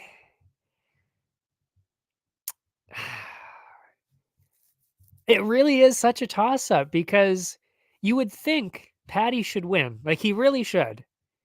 He really, really should win this. But my God, the cardio, the pace, the toughness, the striking of Tony, I feel like you have to. Like, right, you'd have to go with the underdog just as a bet, just as a betting principle. I think you would have to go with Tony because he's the underdog and we're talking about it so much that it's clearly close. So I think that you have to probably go put a small bet on Ferguson. I think you got to do it. But as for who I'm picking on Tapology, I mean, fuck me. I don't know. There are a couple of ones, like I said, on this card where I'm just like, I really don't know how this is going to go. I really don't. But yeah, in terms of betting, I think you have to go with Tony just because he's the underdog. And the over under, well, yeah, I can't look up the over under, but I would imagine they're probably favoring the over. So I would probably go under. Oh, man. Or you might, I mean, the bet might actually be Patty decision and Tony because I don't think Patty would finish Tony unless he would get a submission. That's plausible. But yeah, I'm not sure. I'm really all over the place on that one. Mm. Mm, mm, mm. But yeah, the parlays though. Yeah, now I can't remember who was on the early part of the card. Fuck. Might have to see how Tony is during the press conference too. He's always gonna be Tony at the press conference. So I don't know if that'll factor into it at all. I think, you know what? I think we'll know who's gonna win within maybe even the ring, like the walk to the ring. We might know, and we'll definitely know after, I would say, like 30 seconds. After about 30 seconds into the fight, I think we'll know pretty clearly who's going to win, to be honest, or at least how it's going to be shaping up. Like, is this going to be a close fight, or is one of these people going to be like way ahead of the other person? That I think we're going to find that out really quickly in the fight. But until then, I don't really know. Even in the ring walk, I mean, I don't know. Like, because I do have to say too, there's another thing actually that made me question even if Tony can use his cardio either is Patty did make a lot of changes in his life. Like he stopped doing all of that weight bouncing. Like he doesn't do that as much anymore. And his cardio seems to be much better because of it. So I think he's actually way more in shape than he's ever been. So that kind of actually worries me for Tony because that's, if he doesn't have the cardio advantage in this and the toughness advantage, I don't know how this is going to go. But really, Tony, I mean, Patty's main problem is the striking, to be honest. I think that's really where it's either going to come together or just immediately fall apart. Because if he's fighting like this is how Patty fights. He's like, like he's got the chin wide open and then, he just gets clipped constantly and then his hair goes flying. It's like you can't You can't do that, not against Tony Ferguson. He will throw up an elbow and you'll get knocked out cold. Like, you can't do that to Tony Ferguson. So, I don't know. That's really what it depends on to me. And that's what I'm saying by it's like, we'll know in like the first 10, maybe even 10, 20 seconds. Because if Patty comes out like that with his chin in the air, like he always does, put some money on Ferguson right then, right at that moment, because that's his best chance for sure. And who has kids? Who's got kids on the way? I'm assuming you mean Patty because Tony's a little old. I'm assuming he doesn't have kids coming, but could be. I don't know. I'm assuming you mean Patty. I finally get to watch a card live and not the next day. Yay! That's good. Yeah, because the last cards have been a little weird. Wait, how do you watch your cards the next day if you don't have Fight Pass? How are you watching those? Is that like on YouTube or something?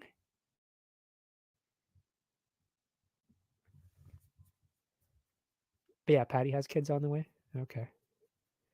Yeah, I mean, I that's so much pressure though. That really is. I mean, I know Patty doesn't really get affected by pressure, but I mean, just think of every single thing that he's got on his plate right now. Like, he hasn't fought since the Jared Gordon fight, which wasn't a win, and I think he even knows it.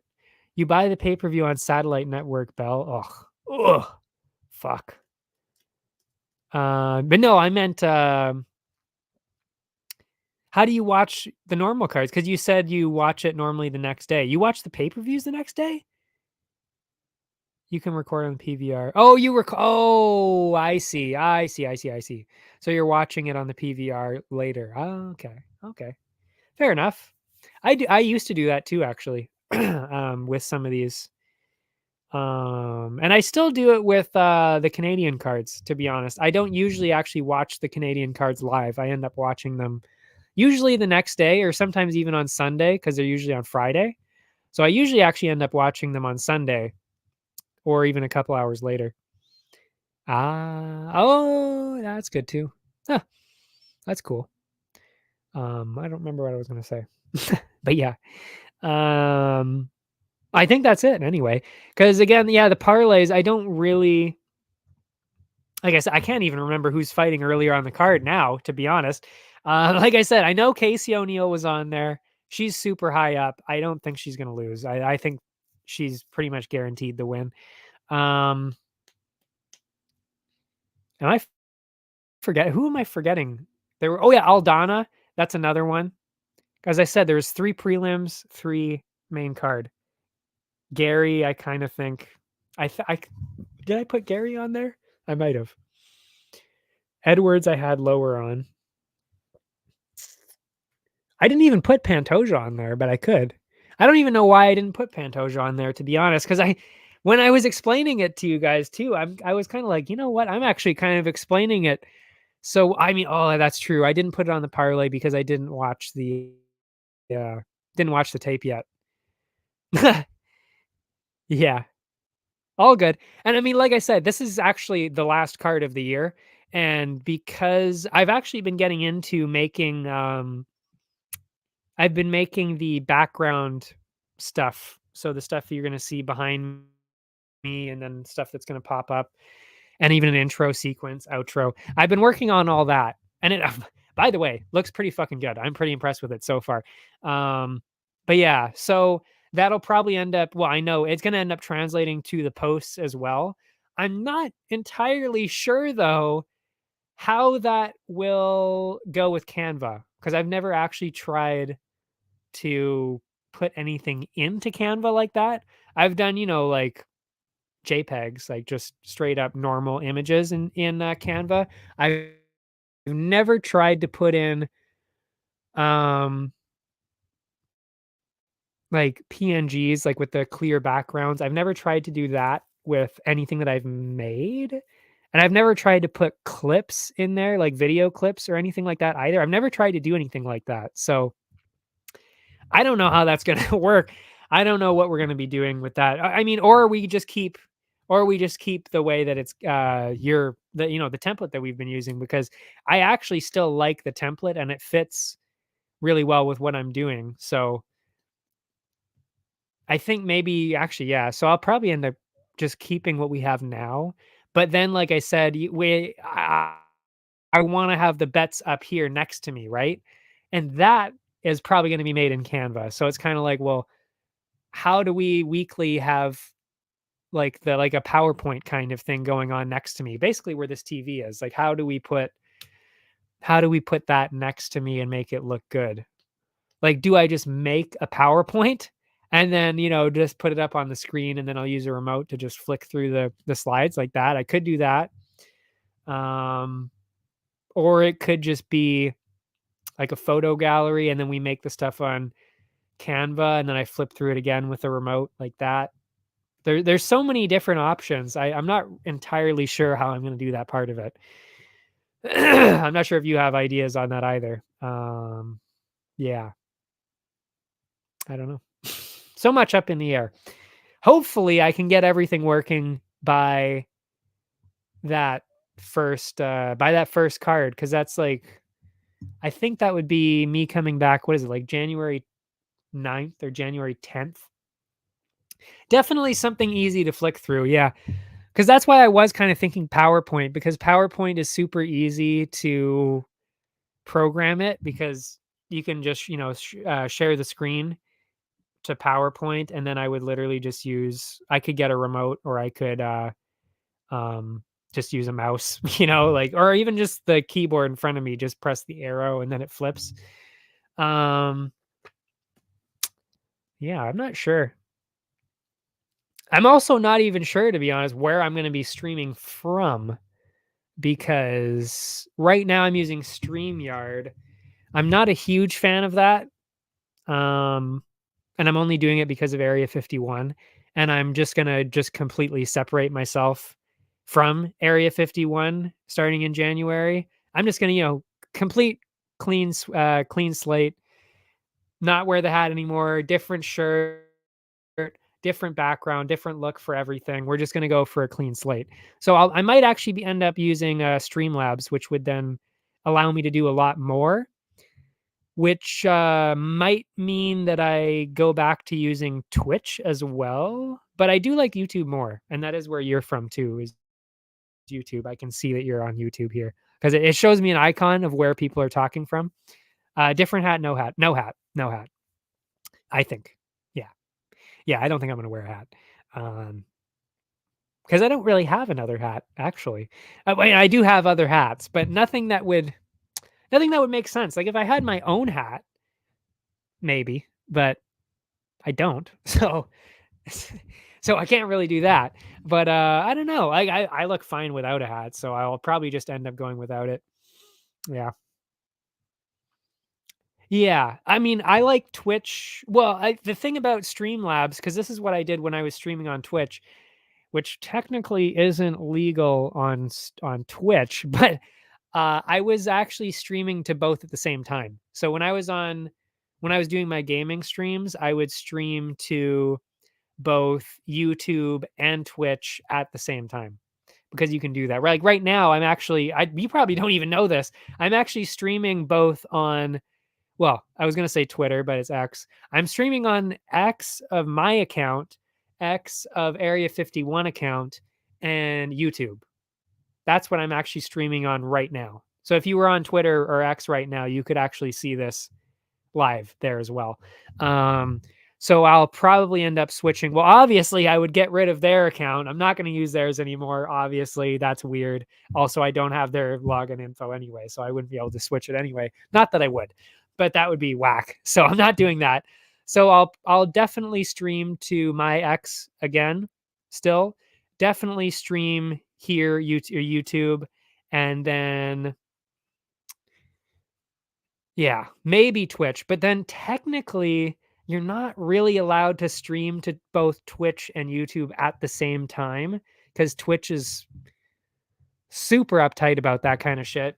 So it doesn't matter now, and it didn't matter for me back then, but with hopefully an audience coming in when I come out with my video game, then that might become a factor where Twitch I would get in trouble for streaming on both at the same time. So I don't know. I'll probably end up just doing streaming on X, streaming on YouTube, maybe on Instagram. Maybe I could do that. So Instagram, X, and YouTube, do all three. I don't know. We'll see. But yeah, I don't even know where I was going with that. Oh, I guess just discussing the plans, I guess. But anyway, I'm excited. I'm excited for the new year. Hopefully, I can get everything done. It's looking really good so far.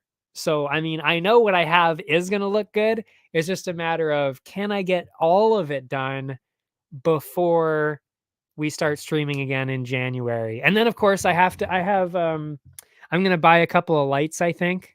So then the green screen will be lit up more because that's really the only problem. I don't have a problem with the green screen. It's just not lit up properly because I'm in a not so great room. So what I'm going to hopefully try and do is put a couple of lights up, point them at the green screen properly and fix it so that there's none of this, none of that right there and this. So yeah, that'll also be part of it as well. I might even actually stand up instead of sit down. I don't know. I'm seriously going to revamp this entire thing for January. Very excited. I hope it's going to go really well and smoothly. We'll see. The only thing that worries me is the fucking Wi-Fi. It kills me every time. I can't do anything about that though, because I already pay for the best Wi-Fi in Canada. It's that um what is it? It's like is it Bell Pure Fiber or something like that? Something like that. I don't know. I can't remember. No, Shaw. Oh, what is it called? Whatever it is, it's the top one. So it's like I know my Wi-Fi is solid, but fuck, it's like it still doesn't work sometimes. Yes. I mean, I love Area 51. I don't have a problem with anybody. I actually like everything, I'm cool with them and I like what they do. It's just if nobody's talking to me and no, I'm not getting anything, I'm not giving anything. It's kind of like we're already separate anyway. So it's kind of like, what am I doing here? It just doesn't make any sense. Also, the friend that got me into it also left. So that's kind of like, well, if he left Area 51 too, then I'm kind of, like, why am I here too? And then also the other guy who I was talking to who owned it previously left as well. So it's kind of like, well, I don't know anybody here anymore and nobody's talking to me. I'm not talking to them. We're not doing anything together.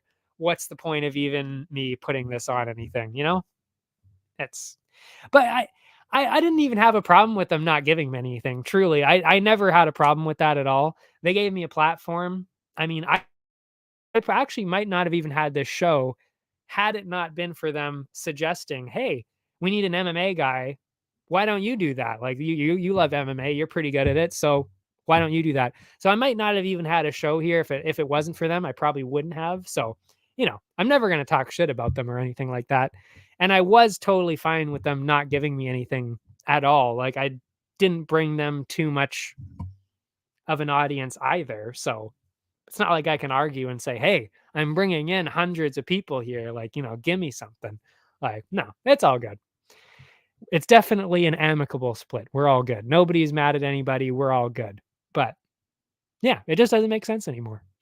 Especially since, like I said, when I come out with the game, it's basically just going to be me branding everything into my brand anyway. So it doesn't really make sense for me to be a part of their brand anymore. And yes, I did write a lot of articles. I did. I don't even know how many articles I wrote for them, but it was easily over. It had to be over 50 for sure. Probably way more than that. But yeah, whatever. All good. Again, all good. Nothing wrong. And they do have a cool hat. I like the hat. I gotta say. I mean, I've been wearing it. I'm still wearing it. All good. But yeah, very excited. Oh yeah, and I guess this is goodbye until next year. So happy holidays. I don't know what any of you celebrate or what you celebrate specifically. But yeah, happy holidays, Merry Christmas, Happy Hanukkah, Kwanzaa, whatever else there may be. Nothing. Oh yeah, what is it? Oh, what's the one? Oh, yeah, Merry Festivus for the rest of us, as they would say in Seinfeld. There's that one as well. And Happy New Year. So yeah, I'm looking forward to the new year. Hopefully we can keep working on stuff together too there. And we'll get some stuff going for the new year.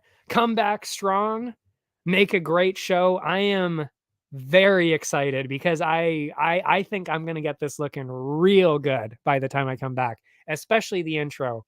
Because they also, by the way, they made the intros for me before. So the one that you see, leading into the stream and leading out of the stream, they did all those. I didn't make any of those either. So now it's going to be me actually, making the intros, the outros, putting my own kind of stuff on it, making it look super modern, super cool. More modern actually and cool than this. I mean, this is okay, but it's not moving. It doesn't, it's good, but it's going to get better. Trust me. I'm not sure about what I'm going to do in the background yet. So like this part of it, I'm not sure, but I'll figure something out. And Streamlabs actually does a much better job than StreamYard, which is what I'm using now. So should be good. Anyway, that's it for me. Can't wait to see these fights. Can't wait to see the new everything here. Super excited for everything. I mean, it was a decent year, but I think, in fact, I know 2024 is going to be something very cool here. I really think we're going to get something done this time. I really think we're going to get something going, especially because of my game. Actually, entirely because of my game, because yeah, it's going pretty well so far. So we'll get that going. Happy holidays. I will see you next time. Thanks for watching.